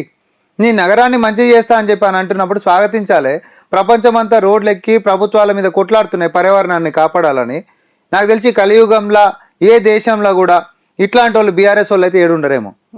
కూడా మంచి చేస్తామనంటే రోడ్లెక్కి మరి కుట్రలు కుయుక్తులు చేసి అలా కబ్జాలు కాపాడుకోనీకే పేదోళ్ళ యొక్క ముసుగులా ఈరోజు వచ్చి ఖరాబ్ చేసేటటువంటి ప్రయత్నాలు ఎవడు చేస్తుండు? కేవలం బీఆర్ఎస్ వాళ్ళే చేస్తారు. ఎవడు కబ్జాలు చేసిండు? ఒకడు వచ్చి చాలా పెద్దగా మాట్లాడిండు ముఖ్యమంత్రి గారి మీద, మీరు వచ్చి ఇక్కడ వండి చూడరు లేకపోతే ఇక్కడ వచ్చి అది చూడరు అని వల్గర్గా మాట్లాడిండు. వాడు చేసే దందా ఏంది? క్రికెట్ గ్రౌండ్లు కట్టుకున్నాడు కబ్జా చేసి. వాడు క్రికెట్ గ్రౌండ్లకి కిరాయికిస్తాడు. అంటే వాళ్ళ యొక్క ఇంట్రెస్ట్లను కాపాడడానికే కేటీఆర్ దమ్ము ఉంటారా జేసీబీ అని అంటే జేసీబీకి తెలుస్తుంది ముంగటున్నాడు కేటీఆర్ కేసీఆర్ అని. అది పోతూనే ఉంటుంది. జాగ్రత్తగా ఉండు, చూసిండు. ఎవడో గిట్ట నడిపేటోడు నేను చూడలేదు, దానికి ఇబ్బంది అవుతుంది కదా. ఆవేశం వద్దు, మంచి పనికి పోతున్నప్పుడు ఆవేశం వద్దు అంటున్నాం మేము దయచేసి. ఎందుకంటే ఒక మంచి కార్యాన్ని ప్రభుత్వం పూనుకున్నప్పుడు దాన్ని నువ్వు కూడా మూసి ప్రక్షాలంటే మేము స్వాగతించినాం. మేము ప్రతిపక్షంలో ఉన్నాం కానీ మేము స్వాగతించినాం. ఎందుకంటే మంచి పని. కానీ నీకు శాతగాలే, నీకు మోరిళ్ళ చెత్త తీసుడే నీకు శాతగాలే. నువ్వు పేరుకే పెట్టుకున్నావు మున్సిపల్ అడ్మినిస్ట్రేషన్, తర్వాత ఐటీ శాఖ మార్చివి. ఐటీ అంటే ఏంది? ఐటమ్ రాజా లెక్క చేసినవే తప్ప ఐటీ అంటే ఇవాంకా ట్రంప్ అన్నాడువి నీ బతుక్కి. ఐటీ అంటే ఆయన అన్నది ఏంటప్పుడు డెఫినేషన్ ఇవాంకా ట్రంప్. ఐటీ అంటే ఇవాంకా ట్రంప్ అన్నాడు. నీ ప్రయారిటీస్ నీకు ఉంటుండొచ్చు, మేము కాదంటలేము. ఐటీ అని అంటే ఈరోజు తెలంగాణ ఎందుకు చూసేటట్టుగా, తెలంగాణకి ఇంకొకరు పోటీ పడకుండా ఉండేటట్టుగా కష్టపడుతున్నటువంటి శ్రీధర్ బాబు గారు కూడా ఒక ఉదాహరణ కాదా? ఈరోజు కాంగ్రెస్ పార్టీలో సిస్టమ్ మీకు అంతర్గతంగా చాలా ఉంటాయంటే పనులు కూడా గంతే పోటీ ఉంటుంది మాకు. ఒకరికొకరు పోటీ పడకుండా పంచాయతీరాజ్ శాఖ మంత్రులు సీతకి ఎట్లా పనిచేస్తుంది, శ్రీధర్ బాబు గారు ఎట్లా పనిచేస్తున్నారా, ఉత్తమ్ కుమార్ రెడ్డి గారు ఎట్లా పనిచేస్తుండ్రు? మంత్రులందరూ అగ్రెసివ్ గా పనిచేస్తున్నారా? పని చేస్తుండ్రు కాబట్టి వ్యవస్థ నడుస్తా ఉంది. బట్ ఎక్కడ కూడా మంత్రులు చేస్తున్న పనులు, వాళ్ళు తీసుకుంటున్న డెసిషన్స్, ఇంప్లిమెంటేషన్స్ గురించి ఎక్కడ వార్తలు కానీ, వాళ్ళు చేస్తున్న యాక్టివిటీస్ కానీ ప్రొజెక్ట్ అవ్వట్లేదు. కేవలం టార్గెటెడ్ రేవంత్ రెడ్డి, ఆయన చేస్తూ ఉన్న మాటలు, ఆయన చేస్తున్న కమెంట్స్, ఆయన తీసుకుంటున్న నిర్ణయాలు ఇవే చాలా హైప్గా కనిపిస్తున్నాయి. ఎందుకంటారు? మొత్తం కాంగ్రెస్ పార్టీ, రాష్ట్రం, క్యాబినెట్ అన్నీ కూడా రేవంత్ రెడ్డి అయినా. ఇప్పుడు దయచేసి అందుకని ఇప్పటి నుంచి పేపర్ మీరు మొత్తం చదువురి. హెడ్లైన్ చూస్తే ఎప్పుడైనా ముఖ్యమంత్రి గారి నిర్ణయాలే వస్తాయి, ఎక్కడైనా అవసరం లేదని కనిపిస్తున్నారు కదా. సో అందరూ వస్తున్నాయి. ఒక మంత్రులు తీసుకునేటటువంటి నిర్ణయాలైనా ఏవైనా పాలసీ డెసిషన్స్ ప్రభుత్వం మొత్తం తీసుకుంటే పాలసీ డెసిషన్ వస్తుంది టైటిల్ ఎప్పుడైనా. మంత్రి గారు ఆ పోర్ట్ఫోలియోకి సంబంధించినటువంటి నిర్ణయాలు ఏవి తీసుకున్నా కూడా ఆ యొక్క శాఖకు సంబంధించినట్టు కూడా అన్నిట్లలో వస్తాయి. మా వాళ్ళకి ఫస్ట్ ఆఫ్ ఆల్ చేసింది చెప్పుకోవడం ఇంకా కూడా శాతం అయితే నేను ఓపెన్ గా చెప్తున్నా. As a media and communication chairman లెక్క మేము మొత్తుకొని మా వాళ్ళకి ఇంకా మనం చెప్పుకోవాలన్నా ఇంత మంచి నిర్ణయాలు అవుతున్నాయి, ఇంత కష్టపడుతున్నారు చెప్పాలంటే మనకెందుకు, మనం మంచి పని చేస్తున్నాం కదా. ఇక ఇదే మనని రేపొద్దున ఇబ్బంది పడుతుంది. ప్రజలకు ఇంకా పోవాలి, మనము చెప్పుకునేది పోవాలి. ఆ ప్రగతి భవన్ దగ్గరికి ఎవరిని రాని అన్నోడు, కంచెలు కట్టినోడు, లేకపోతే సచివాలయం కడితే ఎవరికి ఎంట్రీయే లేనోడు వాడు హీరో అయిపోతాడంట. ఈరోజు బాగా చెప్తా ఓపెన్ చేసి ఎవరైనా రావచ్చు. ఆ గేట్లు కూడా సరిపోతలేవని మా గాంధీ భవన్ గేట్లు కూడా ఓపెన్ చేశారు. ప్రజల మధ్యకి మంత్రులను తీసుకొని వచ్చేసారు. పేద ప్రజలను ఇట్లా చేతి పట్టుకొని మాట్లాడేటువంటి విధానాన్ని కాంగ్రెస్ పార్టీ తెచ్చినాక కూడా మీరు ఎక్కడ కనిపించట్లేరు అని అంటే అప్పుడు కూడా తప్పు మాకానే ఉందని నేను అనుకుంటాను. ఇక నేను ఖచ్చితంగా నాకాడనే ఉంది అని అంట. ఎందుకంటే మేము చెప్పుకోలేకపోతున్నామా, లేకపోతే మేము చెప్పుకున్న ప్రజలు తీసుకోలేకపోతుర్రా? కానీ సమస్యతో వచ్చినటువంటి ప్రజలకు పరిష్కారంతో పోతురు చూసినావా, వాళ్ళకైతే తెలుసు. Okay, right. రామ్మోహన్ గారు, ఇతర రాష్ట్రాల ఎన్నికలు జరుగుతున్నాయి, హర్యానా, జమ్మూ, మహారాష్ట్రకు సంబంధించి కాంగ్రెస్ పార్టీ గెలుస్తుంది, అధికారంలో కాంగ్రెస్ కూర్చోబోతుంది అని చెప్పి సర్వేలు చెప్తూ ఉన్నాయి. ఎలా తీసుకుంటుంది స్టేట్ కాంగ్రెస్ దీన్ని, ఎలా చూస్తున్నారు as a party person me reaction? ఈ రాష్ట్రంలో జరుగుతున్నటువంటి సంక్షేమ ఫలాలైనా, అభివృద్ధికి సంబంధించినటువంటి నిర్ణయాలైనా, లేకపోతే ప్రకృతిని కాపాడేటటువంటి విప్లవాత్మకమైనటువంటి మార్పులైనా ఇవి కేవలం మన రాష్ట్రంలో జరిగేటివి మనమే చూస్తున్నామని మనం అనుకోవద్దు. ఇతర రాష్ట్రాలు కూడా చూస్తాయి. ఇతర రాష్ట్రాల్లో ప్రజలు కోరుకునేటటువంటివి ఈ రాష్ట్రంలో జరుగుతున్నాయి అనుకోండి. ఆహా, ఆడ కాంగ్రెస్ ఉంది కాబట్టి రైతులకు రుణమాఫీ అయింది, ఆడ కాంగ్రెస్ ఉంది కాబట్టి 500కే సిలిండర్ వస్తుంది, ఆడ కాంగ్రెస్ ఉంది కాబట్టి 200 యూనిట్ల కరెంటు ఫ్రీగా వస్తుంది, ఆడ కాంగ్రెస్ ఉంటే మహిళలు మొత్తం ఉచిత రవాణా చేసుకుంటారంట, ఆడ కాంగ్రెస్ ఉంటే రైతులకి పెట్టుబడి సాయం అనేటటువంటిదే కాదు, ఏది కనీస మద్దతు ధర 48 గంటలనే క్రెడిట్ అవుతుందంట, తాలు తరుగు లేకుండానే ప్రొక్యూర్మెంట్ తీసుకుంటారంట. ఒక చర్చ జరుగుతుందా అండి? అన్ని చర్చలు జరుగుతాయి. ఇక్కడ పాలన ఎట్లుందో పక్కన ఉన్నటువంటి రాష్ట్రాలు బేరీజ్ వేసుకుంటాయి. గతంలో కాంగ్రెస్ పార్టీ కర్ణాటకలో గెలిచిందే బేరీజ్ వేసుకున్నాము, తెలంగాణలో మనం గెలిచినాము. ఈరోజు తెలంగాణ అనేది కూడా బేరీజ్ వేసుకుంటారు. ఖచ్చితంగా మహారాష్ట్ర కానీ, హర్యానా కానీ, జమ్మూ అండ్ కాశ్మీర్లలో కూడా మనం గెలుస్తాం. రైట్ సార్, ఇప్పటి వరకు హోంశాఖకు సంబంధించి, విద్యాశాఖకు సంబంధించి మంత్రులను ఎప్పుడు పెడతారు, ఎందుకు పెట్టట్లేదు అనేది ఒక చర్చ అయితే, హోమ్ మినిస్ట్రీ అండ్ ఎడ్యుకేషన్ మినిస్ట్రీకి సంబంధించి మొన్నటికి మొన్న మీ ఉమెన్ కమిషన్ నేరేల శారద గారు నారాయణ శ్రీ చైతన్య కాలేజెస్ ని సడన్ గా ఇన్స్పెక్షన్ చేశారు. చాలా మంది బాధితుల తరపున అక్కడ జరుగుతున్న ఇష్యూస్ ని ఆమె టేకప్ చేసి బయటకు చూపించగలిగారు. ఇలాంటి కాలేజెస్ లో ఎవరు జాయిన్ చేయొద్దు అని. చాలా మంచి థింగ్, మంచి పని చేశారు అని అప్రిషియేట్ చేశాం అలాంటి చాలా మంది కూడా. ఎట్ ద సేమ్ టైం ఆమె ఎవరికి రిపోర్ట్ చేయాలి అని అంటే ఎడ్యుకేషన్ మినిస్టర్కి చేయాలి. రాష్ట్రంలో ఎడ్యుకేషన్ మినిస్టర్ లేరు, సీఎం గారి దగ్గర ఉంది కదా అనేది ఒకటి. ఎందుకు భర్తీ చేయట్లేదు? ఎందుకోసం భర్తీ అయి ఉంది కదా ఆల్రెడీ. విద్యాశాఖ అనేటటువంటి అతి క్రియాశీలకంగా ఇజ్జత్కి సవాల్ తీసుకుంటు కాబట్టి ముఖ్యమంత్రి గారే పెట్టుకుంటారు.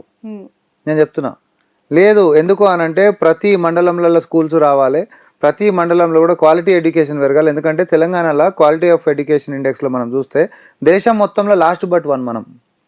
అర్థమవుతుందా మీకు? నాణ్యమైనటువంటి విద్య బోధించేటటువంటి స్టాండర్డ్స్లో మనం లాస్ట్ బట్ 1 ర్యాంకులు ఉన్నాం.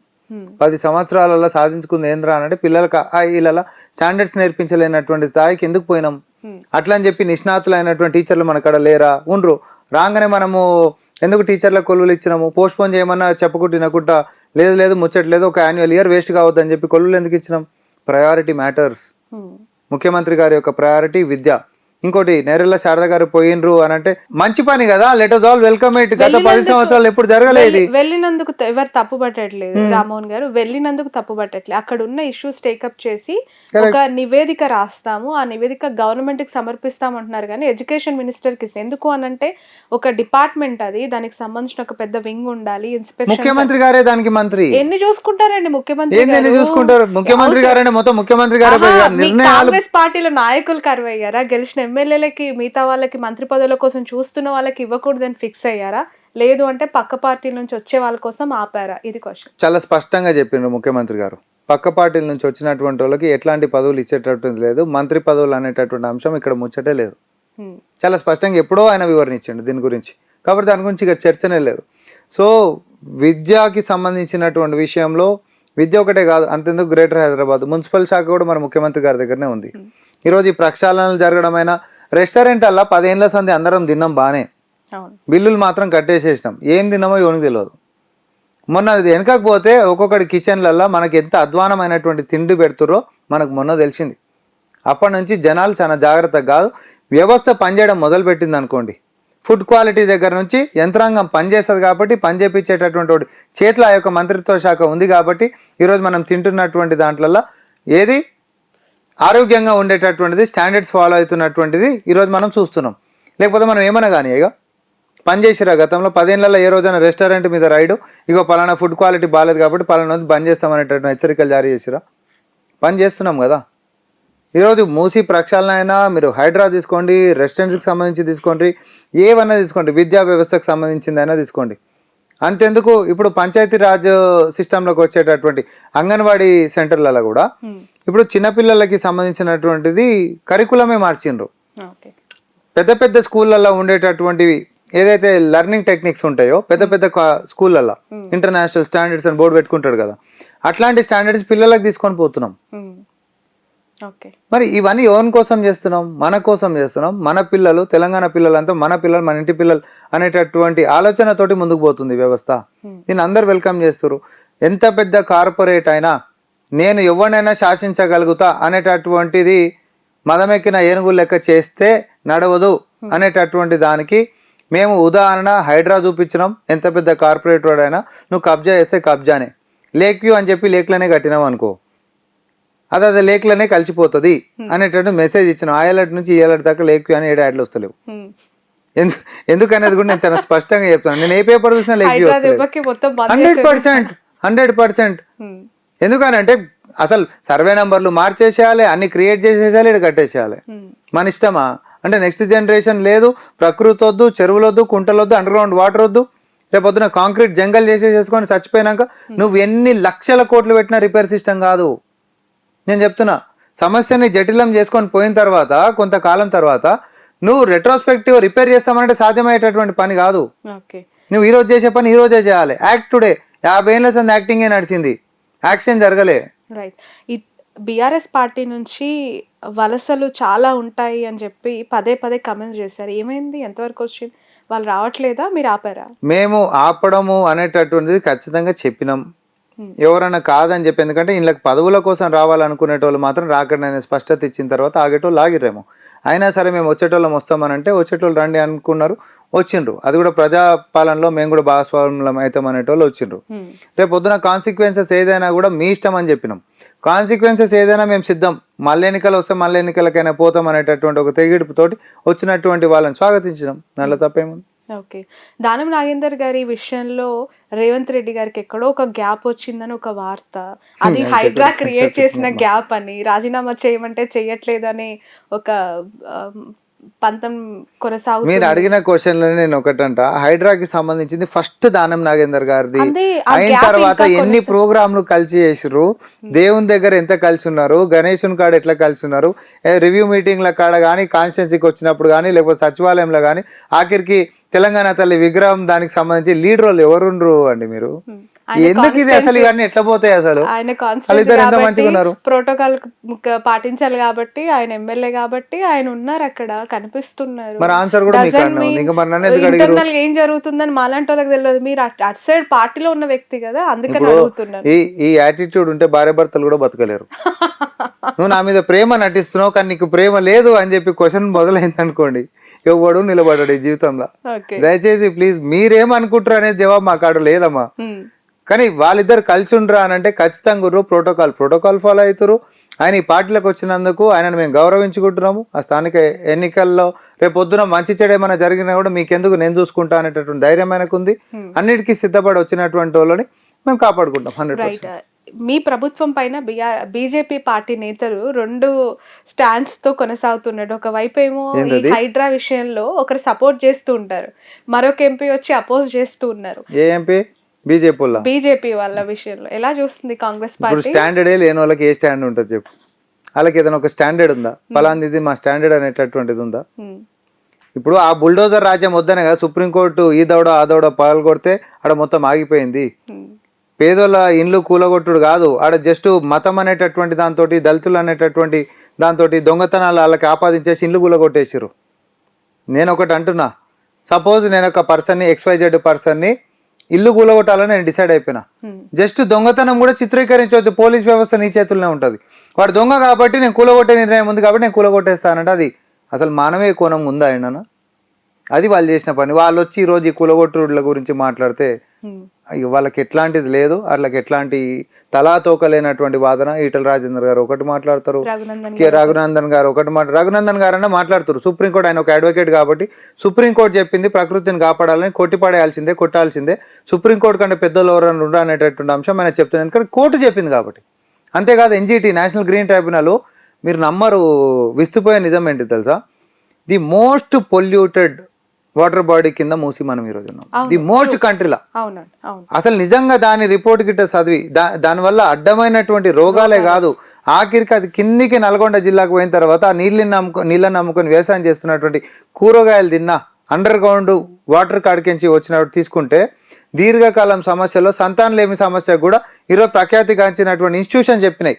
ఎందుకు పిల్లలు పుడతలేరంటే మీరు దీర్ఘకాలం తీసుకున్నటువంటి ఏది ఫుడ్ లో కలిసిపోతుంది కదా, ఫుడ్ లో కలిసిపోతుంది, కంటామినేట్ అయిపోతుంది. మీరు అదే ఫుడ్ కన్స్యూమ్ చేసుకుంటూ పోయారు, అది ఆరోగ్యం మీద ప్రభావం పడుతుంది. దోమకాటు ఇప్పుడు మూసి పరివాహకంలో 40 లక్షల మంది ఉండరు అనుకుందాం, నగరంలో మీతో కాడికి పోయి పనిచేసుకునేటోళ్ళు ఉండరా? ఈ రోగాల వ్యాప్తిని ఆపాలంటే ఎన్ని వేల కోట్లు ఎన్ని లక్షల కోట్లు ఖర్చు అవుతున్నాయి, ఒక హాస్పిటల్కి పోతే ఎంత బిల్ అవుతుంది మనకు తెలియదా? ఈరోజు పేదోడి పరిస్థితి ఏంది? నా స్ట్రైట్ క్వశ్చన్ ఒకటే, బీఆర్ఎస్ వాళ్ళు మూసి ప్రక్షాళనకి మద్దతుగా ఉండి పేదోళ్ళకి డబుల్ బెడ్రూమ్ ఇచ్చిన తర్వాత అడిగించి పోవాలనేటటువంటి వాదన గిట్ట చేస్తే కాంగ్రెస్ పార్టీ స్వాగతిస్తుంది. ఇంకేమైనా కొత్త జాగాలు చేసి వాళ్ళకి ఇల్లు కట్టిద్దాం అంటే నేను మా ముఖ్యమంత్రి గారు చెప్పారు, కాంగ్రెస్ పార్టీ స్వాగతిస్తుంది. మీకు స్టాండే లేదురా నాయన. మీరేంటిది అంటే ఇది హైడ్రా వద్దు అంటాడు, మూసి ప్రక్షాళన వద్దు అంటాడు. వద్దంటే ఏంటిది? మూసి ప్రక్షాళన చెయ్యాలంటున్నారు కానీ బాధితులకు సరైన న్యాయం జరగాలని. సరైన న్యాయం అంటే డబుల్ బెడ్రూమ్ ఇచ్చి పంపిస్తున్నాం. నీ అప్పుడు అన్న కొట్టిపడేసేయండి నిర్దాక్షిణ్యంగా అన్నావు, మా అప్పుడు మేము నిర్దాక్షిణ్యంగా కొట్టిపడేస్తాం. వీడియో విజువల్స్ నేనే పోస్ట్ చేసిన. మీరు కేటీఆర్ గతంలో ఆయన నిర్దాక్షిణ్యంగా కొట్టిపడేసేయండి అన్నాడు. అధికారులను వాడి అవసరమైతే పోలీస్ ఫోర్స్ తీసుకొని నిర్దాక్షిణ్యంగా ఓని స్పేర్ చేయకండి కొట్టిపడేసేయండి అన్నాడు. ఈరోజు ప్రతిపక్షం రాగానే యూటర్న్ ఎందుకు తీసుకుంటావు? Okay, right. ఇక ఒకసారి ఏపీ విషయానికి వస్తే రామ్మోహన్ గారు ఎలా ఉంది అక్కడ 100 days కంప్లీషన్ ఆఫ్ గవర్నెన్స్ కూటమి ప్రభుత్వ పరిపాలన?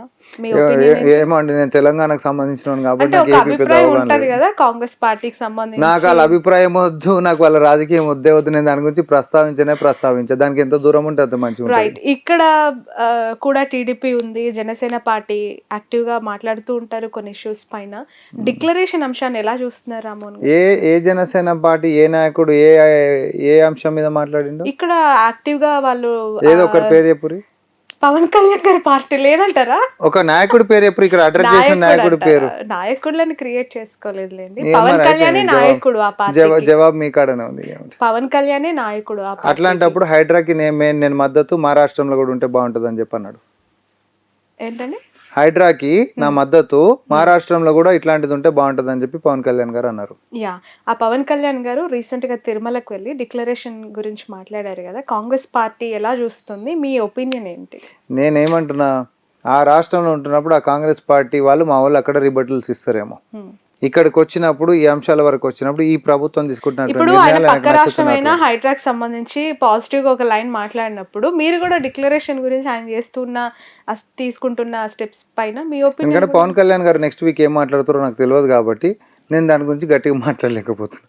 పోయిన వారం ఏం మాట్లాడుతారో ఆయన ఒక స్టాండ్, మా హైడ్రా బాగుంది అన్నాడు, తర్వాత ఇది అన్నాడు. పైకించి ఏం మెసేజ్ వచ్చిందో తెలియదు. లడ్డు రాజకీయం జరిగింది అక్కడ. ఆ లడ్డు రాజకీయంలో జవాబుదారితనంతో పెరిగిపోయింది. ఒకటి చేయాలనుకుంటే ఇంకొకటి అవుతున్నటువంటి పరిస్థితి ఏపీ రాజకీయాలలో మనం చూస్తా ఉన్నాం. సుప్రీంకోర్టు అడుగుతున్నటువంటి ప్రశ్నలకు ప్రభుత్వం జవాబు ఇచ్చేటటువంటి స్థాయిలో ఉందా అని అంటే అది నేను మీకే వదిలిపెడుతున్నా ఒక వకీల్ లెక్క. కానీ ఈరోజు ఒక మతం అనేటటువంటి పేరుతోటి ఇచ్చినటువంటి స్క్రిప్ట్ని చదివేటట్టుగా ఒక రిజంబ్లెన్స్ మనం చూపిస్తున్నాం అనుకోండి, అది జనాలు అంత అతకదు. ఎందుకంటే ఈరోజు సోషల్ మీడియా మాధ్యమం చాలా స్ట్రాంగ్ ఉంది. లడ్డు కల్తీ జరిగిందనే అభిప్రాయం ఉందా మీకు? ఏం జరిగిందని నేను దగ్గరుండి చూడలేదండి, నాకు తెలియదు. మీ ఒపీనియన్, వార్తలు చూస్తుంటారు, నాకు తెలియదు. ఇగో నేను as a media and communications chairman లెక్క నేను చెప్తా, ఏ న్యూస్ అయినా కూడా నువ్వు ఎట్లా అంటే అట్లా తిప్పొచ్చు. మీ ప్రశ్నల లెక్క, మీ ప్రశ్నలు ఎట్లా అంటే వేరేవాడు ఇక్కడ కూర్చుంటే జవాబులు ఇచ్చే పరిస్థితి లేదు. నేను చెప్తున్నా కదా మీకు, ఈరోజు అక్కడ న్యూస్ ఏం జరిగింది అనేటటువంటి వాస్తవమా, లేకపోతే రాజకీయం కోసం ఇంకేదైనా మార్పు చేసిండ్రా, లేకపోతే అక్కడ నిజంగానే ఉందా, దాని అసలు శాంపుల్ ఎన్ని రోజులు అది బతుకుంటుంది, లేకపోతే ఎన్ని రోజులు అది చూసేటటువంటి అంశం ఉంటుంది, అది ఎక్కడి నుంచి తీసుకొచ్చారు, దాని శాంక్టిటీ ఏంటిది, ఇవన్నీ సుప్రీంకోర్టు అడుగుతుంది. ఇక వాళ్ళకి మించి సబ్జుడిస్ మ్యాటర్ని మనం డిస్కస్ చేస్తే అది అర్థవంతంగా ఉండదు కదా. It's a matter of sub judice. Right. Finally interview close చేసే ముందు ఒకే ఒక క్వశ్చన్ అడిగి కంక్లూడ్ చేస్తాను. సామా రామ్మోహన్ గారు మాట నిజంగా మీద నిలబడదు. 100% చాలా అగ్రెసివ్గా, చాలా ఎమోషనల్గా, అన్కంట్రోల్గా కొండా సురేఖ గారు మొన్న మాట్లాడారు. మెయిన్ రీజన్ ఏమనుకుంటున్నారు? మెయిన్ రీజన్ తను అలా మాట్లాడడానికి ఒక కారణం చెప్పి క్లోజ్ చేయండి. కేటీఆర్ అండ్ బందిపోటు ముఠా చేస్తున్నటువంటి నికృష్టపు చేష్టలు సోషల్ మీడియా మాధ్యమాల్లో మహిళల పట్ల ఆ ట్రోలింగ్ వల్లనే తను అలా మాట్లాడిందంటారా? 100%. పర్సనల్ గా ఇంకేమైనా తను hurt అయిన ఏవి లేవు. issues తన 100% అదే 100%, నాట్ 100%, 100%. ఆ రోజు నేను మంత్రి గారు పక్కనే ఉన్నా ప్రెస్ అడ్రస్ లో కూడా. ఓకే, అవును, మీడియా ఆ రోజు తను ఎంత ఆవేదన పడ్డదో, ఆఫ్ రికార్డ్ కూడా ఎంత బాధపడ్డదో నేను దగ్గర ఉండి చూసిన. ఆఫ్ ద రికార్డ్ ఇంకేమైనా కేటీఆర్ గారికి, సురేఖ గారికి నోరు అదుపులో పెట్టుకోమని అయితే చెప్తా కేటీఆర్ గారిని. ఎందుకంటే ఆఫ్ ద రికార్డ్ కూడా ఆయన మాట్లాడుతున్నటువంటిది మహిళల పట్ల, ఈ జర్నలిస్టుల ముందు మాట్లాడేటటువంటి అవి ఇక్కడికి ఇవి అక్కడికి వస్తుంటాయి కాబట్టి అది మహిళలను ఇంకా నొచ్చుకునేటటువంటి దారికి తీసుకొని పోతున్నప్పుడు ఒకటి పోయి ఇట్లాంటి ఇంత పెద్ద అనార్థాలు జరుగుతూ ఉంటాయి కాబట్టి అంటే కేటీఆర్ గారు బాధ్యతాయుతంగా మెలగాలని చెప్పి నేను కోరుకున్నా, విజ్ఞప్తి చేస్తా ఉన్నా. రైట్. అంటే కేటీఆర్ గారు ఆఫ్ ద రికార్డ్ ఇంకేమైనా అయిపోయింది. మాట్లాడినవి ఒక క్వశ్చన్ పోయింది, 4 మాట్లాడితే మీ క్వశ్చన్. దృష్టికి వచ్చి తను ఇలా రియాక్ట్ అయింది అని అనుకుంటున్నాను. ఇక అది ఏముంది, ఇక అది మంత్రి గారికి తెలుసు. Right, thank you so much అండి. Wish you all the best. మొత్తానికి పార్టీలో ఉన్నారు, గవర్నమెంట్లోకి ఎప్పుడు రాబోతున్నారు, ఏ పొజిషన్తో రాబోతున్నారు? ఇక అది మా అధిష్టాన నిర్ణయం. అరే మీకు ఇప్పటికి నేను ఉంటున్నటువంటిది కూడా వెన్ ఇట్ కమ్స్ టు నాకు ఫస్ట్ నుంచి ఉన్నటువంటి అలవాటు పని చేసుకుంటూ పోవడం. నీ పని నువ్వు చేసుకుంటూ పో, నువ్వు మంచి పని చేస్తే నీకు వచ్చేటటువంటి ఎలివేషన్ నీకు వస్తూనే ఉంటుంది. Because people are watching. Elevation రావాల్సింది అనుకున్న దానికంటే ఎక్కువే వస్తుంది కదా రామ్మోహన్ గారు. సో గవర్నమెంట్ లో పొజిషన్ కోసం మీ అభిమానులు కావచ్చు, మీ అనుచరులు కావచ్చు వెయిట్ చేస్తూ ఉంటారు కదా, ఎప్పుడు ఎప్పుడు అని చెప్పి. అభిమానుల ఆశల కంటే పెద్దల ఆశీర్వాదం ఇంపార్టెంట్ పాలిటిక్స్లో. సో వారి యొక్క ఆశీర్వాదాలు ఖచ్చితంగా కష్టపడుతున్నటువంటి వాళ్ళ మీద ఉంటాయనేటటువంటి నమ్మకం నాకుంది. అందులో ఈరోజు ఉంటున్నటువంటి అధిష్టానం ఇక్కడ తెలంగాణ కాంగ్రెస్లో అందరూ కూడా కష్టాన్ని గుర్తించేటోళ్ళు ఎవరు కాబట్టి ఇబ్బంది లేదు. Right, thank you so much అండి. Wish you all the best. త్వరలోనే ఇంకొక బాధ్యతాయుతమైన పొజిషన్లోకి రావాలని కోరుకుంటూ ఉన్నాను. Wish you all success. Thank you అండి.